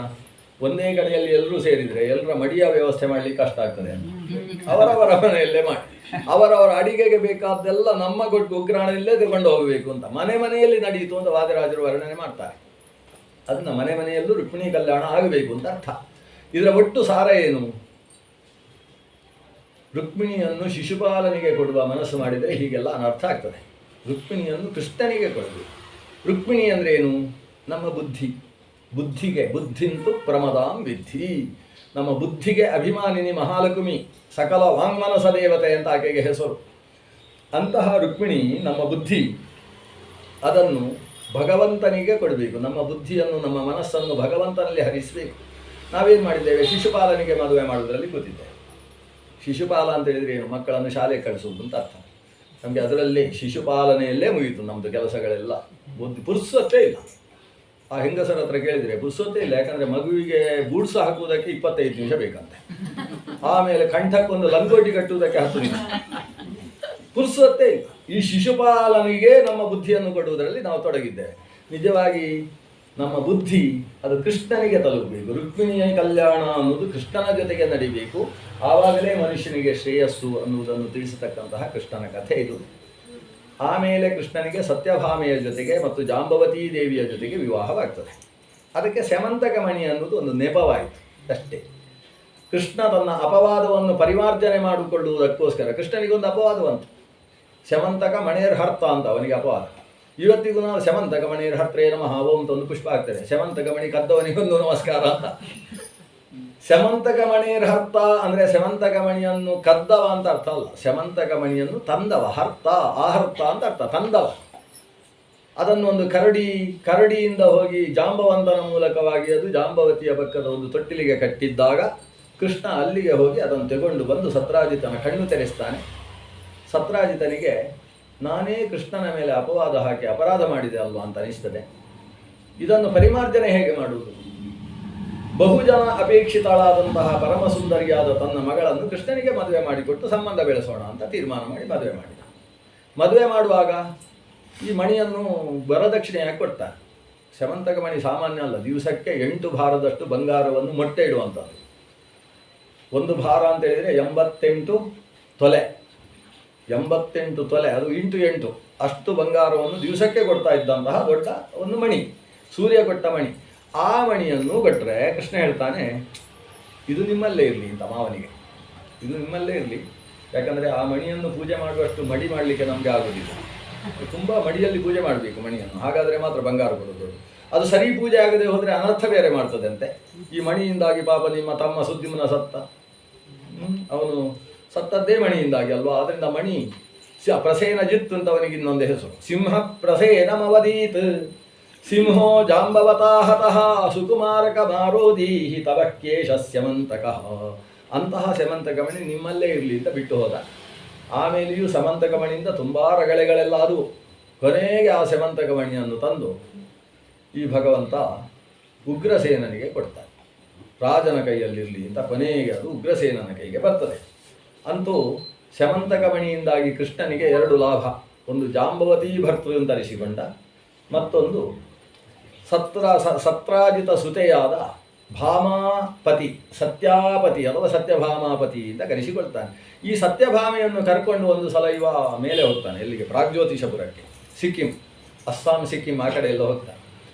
ಹಿಮಾಲಯದ ತಪ್ಪಲು ಅಲ್ಲಿ ಒಬ್ಬ ನರಕಾಸುರ ಅಂತ ಒಬ್ಬ ಅಧಿಪತಿ ಇದ್ದ. ಅವಂದು ಏನು ವಿಚಿತ್ರ ಅಂತೇಳಿದರೆ, ಅವನಿಗೆ ಸಿಕ್ಕಿದ್ದೆಲ್ಲ ಬೇಕು, ಯಾವುದು ಚಂದ ಉಂಟು ಅದೆಲ್ಲ ಹಿಡ್ಕೊಂಡು ಹೋಗು. ಅವ ಕುಬೇರನಿಗೆ ಹೊಡೆದು ಅವನ ಕಡೆಯಿಂದ ಒಂದು 8 ಆನೆಗಳನ್ನು ತಂದಿಟ್ಟುಕೊಂಡಿದ್ದ. 8 ಆನೆಗಳು, 2 ಸೊಂಡಿಲು ಮತ್ತು 4 ದಂತದ ಆನೆಗಳು. ಇಂದ್ರನ ಹತ್ರ ಹೋಗಿ, ಇಂದ್ರನದ್ದೊಂದು ಛತ್ರ ಇತ್ತು, ಕಾಂಚನಸ್ರಾವಿ ಅಂತ, ಅದು ಬಂಗಾರವನ್ನು ಸುರಿಸುವ ಒಂದು ಛತ್ರ. ಆ ಛತ್ರವನ್ನು ತಂದು ಮನೆಯಲ್ಲಿ ಇಟ್ಟುಕೊಂಡಿದ್ದ. ಇನ್ನೊಂದು ಸಲ ದೇವಲೋಕಕ್ಕೆ ಹೋದಾಗ ಅದಿತಿ ದೇವಿ ಕಾಣಿಸಿದ್ದು, ದೇವತಾ ತಾಯಿ. ಆ ತಾಯಿಯನ್ನು ನೋಡಿದಾಗ ಅವಳ ಕಿವಿಯಲ್ಲಿದ್ದ ಕುಂಡಲ ನೋಡಿ ಇವನಿಗೆ ಆಶ್ಚರ್ಯ ಆಯಿತು. ಇಂಥದ್ದೆಲ್ಲ ಇರುತ್ತಾ, ನಮ್ಮ ಭಾರತದಲ್ಲಿ ಇಲ್ಲವೇ ಇಲ್ಲಲ್ಲ ಅಂತ ಅನಿಸಿತು. ಸೀದಾ ಹೋಗಿ 2 ಕೈ ಹಾಕಿ ಕಿವಿ ಹರಿದು ಹಿಡ್ಕೊಂಡು ಬರ್ತಾನೆ. ಇಂದ್ರನಿಗೆ ಏನು ಮಾಡಲಿಕ್ಕೆ ಆಗುವುದಿಲ್ಲ, ಕೈ ಕಟ್ಟಿ ನಿಂತು ನೋಡುವ ಪರಿಸ್ಥಿತಿ ಬರ್ತದೆ. ಇಂದ್ರ ಸೀದಾ ಬಂದು ಕೃಷ್ಣನ ಹತ್ರ ಹೇಳಿದ, ಕೃಷ್ಣ, ನಮ್ಮ ತಾಯಿಯ ಕಿವಿ ಹರಿದು ಕುಂಡಲ ತೆಗೊಂಡು ಹೋಗಿದ್ದಾನೆ ನರಕಾಸುರ. ಅಷ್ಟೇ ಅಲ್ಲ, ಊರೂರಿಗೆ ಹೋಗುವುದು, ಸುಂದರವಾದ ಹೆಣ್ಣು ಮಕ್ಕಳು ತಂದರೆ ಹೇಳ್ಕೊಂಡು ಹೋಗು. ಎಷ್ಟು ಹೆಣ್ಣು ಮಕ್ಕಳನ್ನು ನೆಲಮಾಳಿಗೆಯಲ್ಲಿ ಬಂಧನೆ ಮಾಡಿಟ್ಟಿದ್ದಾನೆ ಅಂದರೆ 16,100 ಹೆಣ್ಣು ಮಕ್ಕಳನ್ನು ರಾಶಿ ಹಾಕಿದ್ದಾನೆ. ಸಿಕ್ಕಿದ್ದೆಲ್ಲ ಬೇಕು ಅಂತ ಹೇಳುವ ಒಬ್ಬ ರಾಜ ನರಕಾಸುರ. ಕೃಷ್ಣ ತನ್ನ ಸತಿಯಾದ ಸತ್ಯಭಾಮೆಯ ಜೊತೆಗೆ ಅಲ್ಲಿಗೂ ಹೋಗಿ ಮುರನೆಂಬ ರಕ್ಕಸನನ್ನು ಕೊಂದು ಮುರಾರಿ ಅಂತ ಹೆಸರು ಪಡೆದು ನರಕಾಸುರ ಸಂಹಾರ ಮಾಡಿ ನರಕಾಸುರನ ಮನೆಯಲ್ಲಿದ್ದ ಹೆಣ್ಣು ಮಕ್ಕಳನ್ನು ಅವರವರ ಊರಿಗೆ ಕಳಿಸಿದ. ಆದರೆ ಹೆಣ್ಣು ಮಕ್ಕಳು ಹೇಳ್ತಾರೆ, ಕೃಷ್ಣ, ನಿನ್ನನ್ನು ನೋಡಿದ ಮೇಲೆ ನಮಗೆ ಮತ್ತೊಬ್ಬರು ಪತಿ ಬೇಡ. ಯಾಕೆಂದರೆ ನಮ್ಮನ್ನು ಈ ನರಕಾಸುರ ಮನೆಯಲ್ಲಿ ಇಟ್ಟುಕೊಂಡಿದ್ದಾನೆ. ಇನ್ನು ಎಲ್ಲಿಗೆ ಹೋದರೂ ಕೂಡ ಯಾವ ಗಂಡನು ನಮ್ಮನ್ನು ಸ್ವೀಕರಿಸಲಾರ. ಪರ ಪುರುಷನ ಮನೆಯಲ್ಲಿದ್ದ ಹೆಣ್ಣು ಮಕ್ಕಳು ಅಂತ. ಆದರೆ ನಮ್ಮ ಅಂತಃಸತ್ವ ಏನು ಅನ್ನುವುದನ್ನು ಒಳಗೆ ಪ್ರವೇಶ ಮಾಡಿ ನೋಡಬಲ್ಲಂತಹ ಅಂತಃಸಾಕ್ಷಿಯಾಗಿ ನೀನಿದ್ದಿ. ನಾವು ಏನು ಅನ್ನುವುದನ್ನು ಬಲ್ಲಂತಹ ನೀನೇ ನಮಗೊಂದು ಜೀವನ ಕೊಡಬೇಕು. ನಮಗೇನು ಬೇಕಾಗಿಲ್ಲ, ನಮಗೆ ಕೃಷ್ಣ ಪತಿ, ಕೃಷ್ಣನ ಹೆಂಡತಿ ನಾನು ಅಂತೇಳಿ ತಲೆ ಎತ್ತಿ ಬದುಕಬೇಕು ನಾನು. ಕೃಷ್ಣ ಹೇಳಿದ, ಹಾಗಾದರೆ ಈಗ ರಥದ ವ್ಯವಸ್ಥೆ ಆಗಿದೆ, ನಿಮ್ಮ ತಂದೆಯರ ಹತ್ರ ಹೋಗುವುದಕ್ಕೆ. ನೀವು ಸೀದಾ ನಿಮ್ಮ ತಂದೆಯರ ಹತ್ರ ಹೋಗಿ, ನಿಮ್ಮ ತಂದೆ ತಾಯಿ ಒಪ್ಪಿದರೆ ಅವರ ಜೊತೆಗೆ ದ್ವಾರಕೆಗೆ ಹೋಗಿ ಅಂತ ಹೇಳಿದ. ಆಮೇಲೆ ಕೃಷ್ಣ ಅಲ್ಲಿಂದ ಏನು ಮಾಡಿದ, ಸೀದಾ ದೇವಲೋಕಕ್ಕೆ ಹೋಗ್ತಾನೆ. ಹೋಗಿ ಇವನಲ್ಲಿದ್ದ ಕರ್ಣಕುಂಡಲವನ್ನು ತೆಗೆದುಕೊಂಡು ಹೋಗಿ ತಾನೇ ತಾಯಿಯ ಕಿವಿಗೆ ಹಾಕ್ತಾನೆ. ಆ ತಾಯಿ ಹೇಳ್ತಾಳೆ, ಎಂಥ ಮಾತೃ ಸೇವೆ ಮಾಡಿದಿ ಮಗ, ನಿನಗೊಂದು ಒಂದು 16-17 ಸಾವಿರ ಜನ ಹೆಂಡತಿಯರ ಜೊತೆಗೆ ಮದುವೆ ಆಗಲಿ ಅಂತ ಅವಳ ಆಶೀರ್ವಾದ ಮಾಡಿದ್ದು. ಅದರ ಪರಿಣಾಮ ಕೃಷ್ಣ ಬರುವಾಗ ಪಾರಿಜಾತವನ್ನು ಹಿಡ್ಕೊಂಡು ಬೇರೆ ಬರ್ತಾನೆ. ಬಂದವನಿಗೆ ಇಲ್ಲಿ ವಿಶ್ವಕರ್ಮ ಏನು ಮಾಡಿದ್ದಾನೆ ಅಂದರೆ 16,100 ಕಲ್ಯಾಣ ಮಂಟಪ ಸಿದ್ಧಪಡಿಸಿದ್ದಾನೆ ದ್ವಾರಕೆಯಲ್ಲಿ. ಯಾಕಂದರೆ ಅಲ್ಲಿಂದೆಲ್ಲ ಸಂಬಂಧಿಕರು ಒಂದೊಂದು ಹುಡುಗಿಯರ ಕಡೆಯಿಂದ 150-200 ಜನ ಬಂದಿದ್ದಾರೆ ಎಲ್ಲ ಸಂಬಂಧ ಮದುವೆಗೆ ಅಂತ. ಅಷ್ಟೂ ಕಲ್ಯಾಣ ಮಂಟಪದಲ್ಲೂ ಅಷ್ಟಷ್ಟು ಜನ ಇದ್ದಾರೆ. ಒಬ್ಬನೇ ಕೃಷ್ಣ ತಾನು 16,100 ರೂಪ ತೆಗೊಂಡು ಬೆಳಗ್ಗೆ 10:40ಕ್ಕೆ ಕರ್ಕಟಕ ಲಗ್ನದಲ್ಲಿ ಮದುವೆ. ಎಲ್ಲ ಮದುವೆ ಒಟ್ಟಿಗೆ ತೆಗೊಳ್ಳುವವ ಒಬ್ಬನೇ, ಕೊಡುವವರು 106 ಜನ. ಅವರ ಜೊತೆಗೆ ವಿವಾಹ ನಡೆದಿದೆ ಅಂತೆ. ವಿವಾಹ ನಡೆದು ಅವರಿಗೆ ಅದೇ ಕಲ್ಯಾಣ ಮಂಟಪ ಅವರವರಿಗೆ ಮನೆ ಅಂತೆ. ಅಲ್ಲಿ ಇದು ನಿಮ್ಮ ಮನೆ ಅಂತ. ಆ ಮನೆಯಲ್ಲಿ ಅವರವರ ವ್ಯವಸ್ಥೆ. ಒಂದೊಂದು ಮನೆಯಲ್ಲೂ 10 ಜನ ಗಂಡು ಮಕ್ಕಳು, 1 ಹೆಣ್ಣು ಮಕ್ಕಳು, ಒಂದೊಂದು ಮನೆಯಲ್ಲೂ 10 ಕ್ರಮದಿಂದ ಅಂತ ವ್ಯವಸ್ಥೆ.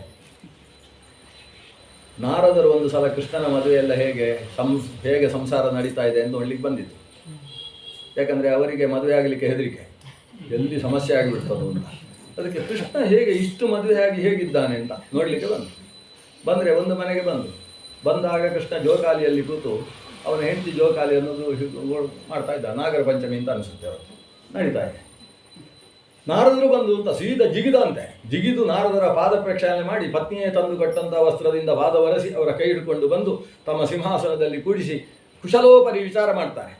ನಾರದರು ಕೇಳ್ತಾರೆ, ಹೇಗೆ ಸಂಸಾರ ಎಲ್ಲ ಚೆನ್ನಾಗಿದೆಯಾ ಹೇಗೆ ಅಂತ ನೋಡಿ ಮಕ್ಕಳನ್ನೆಲ್ಲ ಕರೆಸಿ ನಮಸ್ಕಾರ ಮಾಡಿಸ್ತಾನೆ. ಹೆಸರು ಹೇಳ್ತಾನೆ ಕೃಷ್ಣ. ನಾರದರಿಗೆ ಆಶ್ಚರ್ಯ, ಇಷ್ಟು ಮಕ್ಕಳ ಹೆಸರು ಗೊತ್ತಿದೆ ಅಲ್ವ ಇವರಿಗೆ ಅಂತ. ಮಕ್ಕಳ ಹೆಸರು ಹೇಳಿ ಪ್ರತಿಯೊಬ್ಬರನ್ನೂ ನಮಸ್ಕಾರ ಮಾಡಿಸಿದ. ನಾರದರು ಹೇಳಿದ್ರು, ನನಗೆ ಒಂದು ಸ್ವಲ್ಪ ಬೇರೆ ಅವಸರದ ಕೆಲಸ ಇದೆ ಕೃಷ್ಣ, ಹೊರಡ್ತೇನೆ. ಇಲ್ಲ, ಊಟ ಮಾಡಿಯೇ ಹೋಗಬೇಕು ಅಂತ ಹಠ ಕೃಷ್ಣನು. ಇಲ್ಲ, ಊಟಕ್ಕೆ ಸರಿಯಾಗಿ ಬರ್ತೇನೆ ಅಂತೇಳಿ ಇನ್ನೊಂದು ಮನೆಗೆ ಹೋದ. ಇನ್ನೊಂದು ಮನೆಯಲ್ಲಿ ಅಲ್ಲಿ 5 ಜನ ಮಕ್ಕಳು, ನಿಮಗೆ ಅಷ್ಟೇ ಅಂತ ಹೇಳಲಿಕ್ಕೆ ಗಲಾಟೆ ಮಾಡಿಸಬೇಕು ಅಂತ ನಾರದರು ಬಂದದ್ದೀಗ. ಇನ್ನೊಂದು ಮನೆಗೆ ಹೋಗಿ ಮೊದಲು ಆ ಹುಡುಗಿ ಹತ್ರ ಕೇಳ್ತಾರೆ, ನಿಂಗೆ ಎಷ್ಟು ಮಕ್ಕಳು ಅಂತ ಕೇಳ್ತಾರೆ. ನನಗೆ 4 ಅಲ್ಲ 5, ಮೊನ್ನೆ ಒಂದು 5, ಈಗ 6ನೇ ಮಗು. ಅಲ್ಲೂ 6 ಇಲ್ಲೂ 6, ಈ ಸಮಸ್ಯೆ ಆಯಿತು. ಈಗ ಗಲಾಟೆ ಅದರಿಂದ ಹುಟ್ಟಿಸ್ಲಿಕ್ಕೆ ಆಗೋದಿಲ್ಲ. ಮನೆ ನೋಡಿದರೆ ಆ ಮನೆ ಹೇಗುಂಟು ಹಾಗೇ ಈ ಮನೆ ಉಂಟು. ಕೃಷ್ಣ ಆಗಾಗ ಬರ್ತಾ ಇರ್ತಾನೆ ಮನೆಗೆ ಅಂತ ಕೇಳಿದ್ರು. ಒಳಗಿದ್ದಾರೆ, ಅಭ್ಯಂಗ ಮಾಡಿಸಿ ನಾನು ಸ್ನಾನ ಮಾಡಿಸ್ತಾ ಇದ್ದೇನೆ, ನೀವು ಬಂದ್ರಿ ಅಂತೇಳಿ ಬಂದೆ ಅಂತ. ಅಭ್ಯಂಗ ಸ್ನಾನದ ಕಾರ್ಯಕ್ರಮ ಅಲ್ಲಿ ಮನೆಯಲ್ಲಿ. ಅಂತೂ ಕೃಷ್ಣ ಇಲ್ಲೂ ಇದ್ದಾನೆ. ಬೇಗ ಬೇಗ ಮುಗಿಸಿ ಅಡ್ಡಕ್ಕೆ ವಸ್ತ್ರ ಉಟ್ಟುಕೊಂಡು ಓಡಿ ಬರ್ತಾನೆ ಅಂತ ಕೃಷ್ಣ ಬಂದು. ನಾರದರು ಬಂದ್ರ ಅಂತ, ಏನು ಹೊಸದಾಗಿ ಹಿಂದೇನು ಕಾಣಲೇ ಇಲ್ಲ. ನಾರದರನ್ನು ಕೂಡಿಸಿ ಮತ್ತೆ ಉಪಚಾರ. ನಾರದರು ಹೇಳಿದ್ರು, ಸ್ವಲ್ಪ ಅವಸರದ ಕೆಲಸ ಇದೆ, ನೀವು ಎಲ್ಲ ನಿಮ್ಮದೆಲ್ಲ ಸಂಧ್ಯಾವಂದನೆಲ್ಲ ಮುಗಿಸಿಕೊಳ್ಳಿ ಅಂತ ಹೊರಟ್ರಂತೆ ನಾರದ. ಇನ್ನೊಂದು ಮನೆಗೆ ಹೋದರೆ ಅಲ್ಲಿ ನಾಮಕರಣ, ಅದು 6ನೇ ಮಗುವಿಗೆ ನಾಮಕರಣ. ಎಲ್ಲಿ ನೋಡಿದ್ರು 5 ಇಲ್ಲ 7 ಇಲ್ಲ, ಎಲ್ಲ ಕಡೆಯಲ್ಲೂ 6ನೇ ಮಗುವಿಗೆ ಸಂಬಂಧಿಸಿದ್ದು. ಒಂದು ಕಡೆಯಲ್ಲಿ ಅಷ್ಟೂ ಮಕ್ಕಳಿಗೆ ಕೂತು ಬಿಲ್ಲು ಹೊಡೆಯುವುದು ಹೇಗೆ ಅಂತ ಹೇಳಿಕೊಡ್ತಾನಂತೆ ಕೃಷ್ಣ. ಒಟ್ಟು ಗೃಹಸ್ಥನಾದವ ಮನೆಯಲ್ಲಿ ಹೇಗಿರಬೇಕು ಅಂತ ಈ ಕಥೆ ಓದಿದರೆ ಗೊತ್ತಾಗ್ತದೆ. ಬರೀ ಕಂಪ್ಯೂಟರ್ ಇಟ್ಕೊಂಡು ಪಟ ಪಟ ಪಟ ಆಗ್ತಾ ಇದ್ರೆ ಸಾಕಾಗೋದಿಲ್ಲ. ಗೃಹಸ್ಥ ಹೇಗಿರಬೇಕು ಮನೆಯಲ್ಲಿ ಅನ್ನುವುದನ್ನು ಕೃಷ್ಣ ತನ್ನ ಈ ಜೀವನದ ಪದ್ಧತಿಯಲ್ಲಿ ನಾರದರಿಗೆ ಅರ್ಥ ಮಾಡಿಸಿದ. ಕೊನೆಗೆ ನಾರದರು ಮೂಗಿಗೆ ಕೈ ಇಟ್ಟುಕೊಂಡು ಅವ್ಯಾಕೃತ ಗೃಹಸ್ಥಾಯ ರಮಾ ಪ್ರಣಯಿನೇ ನಮಃ ಈ ಅದ್ಭುತ ಗಾರ್ಹಸ್ಥ್ಯವನ್ನು ಕಂಡು ಕೈ ಮುಗಿದುಕೊಂಡು ಹೊರಟ್ರಂತೆ. ಅಂತಹ ಭಗವಂತನ ಕೃಷ್ಣನ ಕಥೆ ಅದು ಹರಿವಂಶ ಮತ್ತು ಶ್ರೀಮದ್ ಭಾಗವತದಲ್ಲಿ ತುಂಬಿ ತುಳುಕುವಂಥದ್ದು. ಅಷ್ಟಮಹಿಷಿಯರು ಅಂತ ಪ್ರಸಿದ್ಧರು. ರುಕ್ಮಿಣಿ, ಸತ್ಯಭಾಮ, ಜಾಂಬವತಿ, ಕಾಲಿಂದಿ ಅಂತ ಕರೆಸಿಕೊಂಡಂತಹ ಸವಿತೃ ತನೆ ಯಮುನೆ ಬೇರೆ, ಕಾಲಿಂದಿ ಬೇರೆ. ಯಮುನೆಯ ತಂಗಿ ಕಾಲಿಂದಿ ಅನ್ನುವುದು ಕೃಷ್ಣನ ಮತ್ತೊಬ್ಬಳು ಪತ್ನಿ. ನಗ್ನಜಿತಿ, ನೀಲಾ ಅಂತ ಆಕೆಯನ್ನು ಕರೀತಾರೆ, ನಗ್ನಜಿತಿನ ಮಗಳು. ಭದ್ರ ಅಂತ ಮತ್ತೊಬ್ಬಳು, ನಂದ ಅಂತ ಇನ್ನೊಬ್ಬಳು, ಕೊನೆಯವಳು ಲಕ್ಷಣ ಅಂತ. ಈ ನಂದೆಯನ್ನು ಮಿತ್ರವಿಂದ ಅಂತ ಕರೀತಾರೆ. ಈ ಕೊನೆಯವಳು ಲಕ್ಷಣ ಅಂತ ಹೇಳ್ತಕ್ಕಂಥ ಕೊನೆಯವಳು. ಲಕ್ಷಣಾಳನ್ನು ವಿವಾಹ ಆಗಬೇಕಾದ್ರೆ ಒಂದು ಮತ್ಸ್ಯಯಂತ್ರವನ್ನು ಭೇದನೆ ಮಾಡಿ ಮದುವೆ ಆದ. ಅದು ಅಲ್ಲಿ ದ್ರೌಪದಿಯ ಮತ್ಸ್ಯಯಂತ್ರ ಬೇರೆ ಥರ, ಅದರಲ್ಲಿ ಉದ್ದ ಬಾಣ ಇತ್ತು, ಹೊಡಿಬೇಕಿತ್ತು. ಇದು ಹಾಗಲ್ಲ, ಕೆಳಗೆ ತೈಲವನ್ನು ನೋಡಿಕೊಂಡು ತುಂಡು ಬಾಣವನ್ನು ಹೊಡೆಯುವುದು. ತುಂಡು ಬಾಣವನ್ನು ಹೊಡೆಯುವುದು ನೇರ ಮತ್ಸ್ಯಯಂತ್ರಕ್ಕಲ್ಲ, ಮೇಲೆ ಹೋಗಿ ಅಲ್ಲಿ ಚಕ್ರದಿಂದ ಒಳಗೆ ಬಂದು ಮತ್ಸ್ಯಕ್ಕೆ ಬೀಳಬೇಕು. ಇಂಥ ಒಂದು ವಿಚಿತ್ರವಾದ ಪಣದಲ್ಲಿ ಶ್ರೀಕೃಷ್ಣ ಲಕ್ಷಣೆಯನ್ನು ಕೂಡ ವಿವಾಹವಾಗಿದ್ದಾನೆ. ಈ ಅಷ್ಟಮಹಿಷಿಯರಲ್ಲಿ ರುಕ್ಮಿಣೀ ದೇವಿಯಲ್ಲಿ ಪ್ರದ್ಯುಮ್ನ ಅಂತ ಮೊದಲ ಮಗ. ಆಮೇಲೆ 10 ಜನ ಮಕ್ಕಳಿದ್ದಾರೆ. ಮೊದಲನೆಯವ ಪ್ರದ್ಯುಮ್ನ. ಪ್ರದ್ಯುಮ್ನನಿಗೆ ಅನಿರುದ್ಧ. ಅನಿರುದ್ಧನಿಗೆ ಮತ್ತೆ ಉಷಾ ವಿವಾಹವಾಗ್ತದೆ. ಉಷಾ ಸ್ವಯಂವರ ಅಂತ ಬಹಳ ಪ್ರಸಿದ್ಧವಾದಂತಹ ಕಥೆಯನ್ನು ನಮ್ಮ ಭಾಗವತದಲ್ಲಿ ಸಂಕ್ಷೇಪವಾಗಿ ಹೇಳಿದ್ದಾರೆ. ಹರಿವಂಶದಲ್ಲಿ ವಿಸ್ತಾರವಾಗಿ ಉಷಾ ಸ್ವಯಂವರದ ಕಥೆ ಇದೆ. ಈ ರೀತಿ ಯದುವಂಶ ಈ ಪ್ರಪಂಚದಲ್ಲಿ ಧರ್ಮ ಸಂಸ್ಥಾಪನೆಗೋಸ್ಕರ ನೆಲೆಗೊಂಡಿತು. ಕೊನೆಗೆ ಶ್ರೀಕೃಷ್ಣ ಉದ್ಧವನಿಗೆ ಉಪದೇಶವನ್ನು ಮಾಡಿ ತನ್ನ ಅವತಾರ ಸಮಾಪ್ತಿಯನ್ನು ಮಾಡ್ತಾನೆ. ಮತ್ತು ಕಲಿಯುಗದಲ್ಲಿ ಪ್ರತಿಯೊಬ್ಬರೂ ಧರ್ಮದಲ್ಲಿ ನಿಲ್ಲುವುದಕ್ಕೋಸ್ಕರ ಶ್ರೀ ವೇದವ್ಯಾಸರು ಕೃಷ್ಣ ಕಥೆಯನ್ನು ಶ್ರೀಮದ್ ಭಾಗವತ ಮಹಾಭಾರತಗಳಲ್ಲಿ ತುಂಬಿ ನಮಗೆ ಕೊಟ್ಟಿದ್ದಾರೆ. ಅದು ಕೃಷ್ಣನ ಅಪರ ಸ್ವರೂಪದ ಹಾಗೆ ಈ ಭಾಗವತ ಮತ್ತು ಶ್ರೀಮದ್ ಮಹಾಭಾರತದ ಕಿಲಭಾಗವಾದಂತಹ ಹರಿವಂಶ ಅಂತಕ್ಕಂತಹ ಪುರಾಣ ಇದೆ. ನಾವು ಆ ಪುರಾಣವನ್ನು ಯಥಾಶಕ್ತಿ ಶ್ರವಣ ಮಾಡಿದ್ದೇವೆ. ಯಾಕಂದರೆ ಅದು ಶ್ಲೋಕಾರ್ಥಂ ಶ್ಲೋಕಪಾದಂಬ ಅಂತ ಉಂಟು. ಶ್ಲೋಕಪಾದ ಆದರೂ ಪರವಾಗಿಲ್ಲ ಅಂತ, ಅಷ್ಟಾದರೂ ಕೇಳಿ ಭಾಗವತವನ್ನು.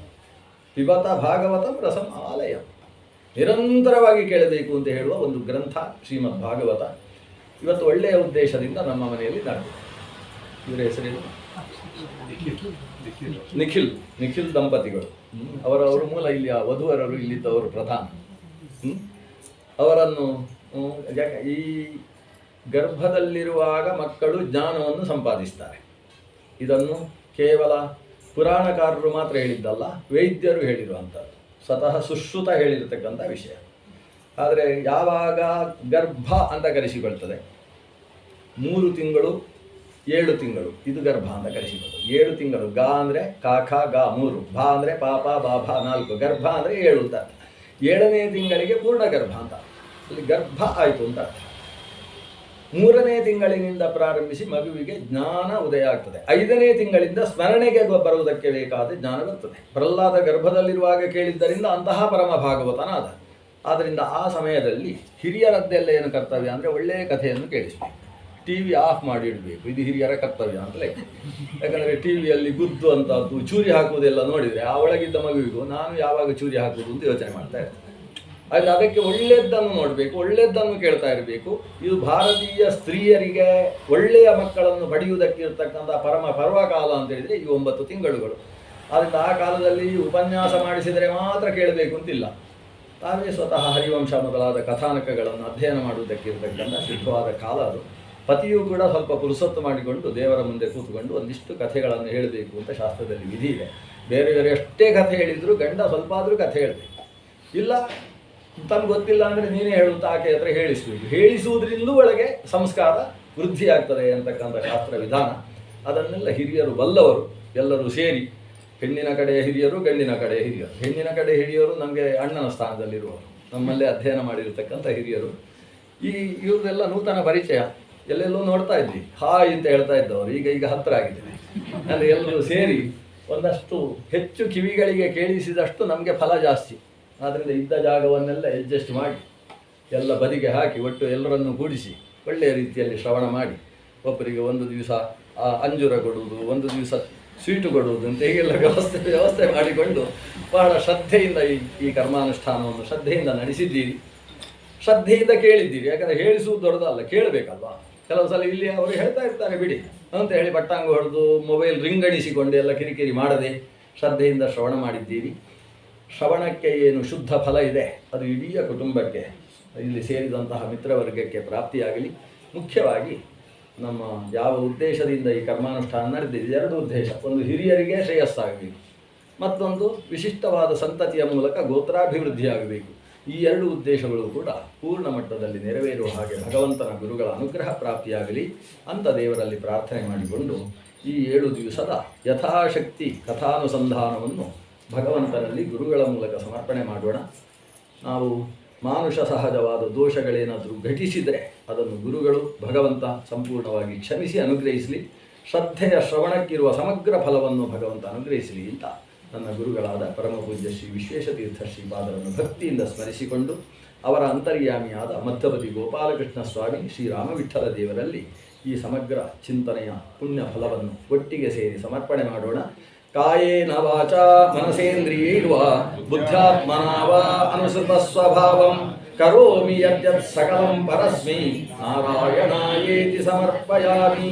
ಸರ್ವೇ ಭವಂತು ಸುಖಿನಃ, ಸರ್ವೇ ಸಂತು ನಿರಾಮಯಾಃ, ಸರ್ವೇ ಭದ್ರಾಣಿ ಪಶ್ಯಂತು ಮಾ ಕಶ್ಚಿತ್ ದುಃಖಭಾಗ್ ಭವೇತ್ ಎಲ್ಲ ಹೇಳಿ. ಕೃಷ್ಣಾಯ ವಾಸುದೇವಾಯ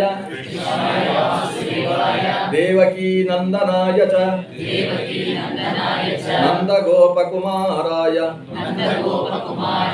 ಗೋವಿಂದಾಯ ನಮೋ ನಮಃ. ಕೃಷ್ಣಾಯ ವಾಸುದೇವಾಯ ಹರಯೇ ಪರಮಾತ್ಮನೇ ಪ್ರಣತಕ್ಲೇಶನಾಶಾಯ ಗೋವಿಂದಾಯ ನಮೋ ನಮಃ. ಶ್ರೀಕೃಷ್ಣಾರ್ಪಣಮಸ್ತು. ಈಗ ಪದ್ಮ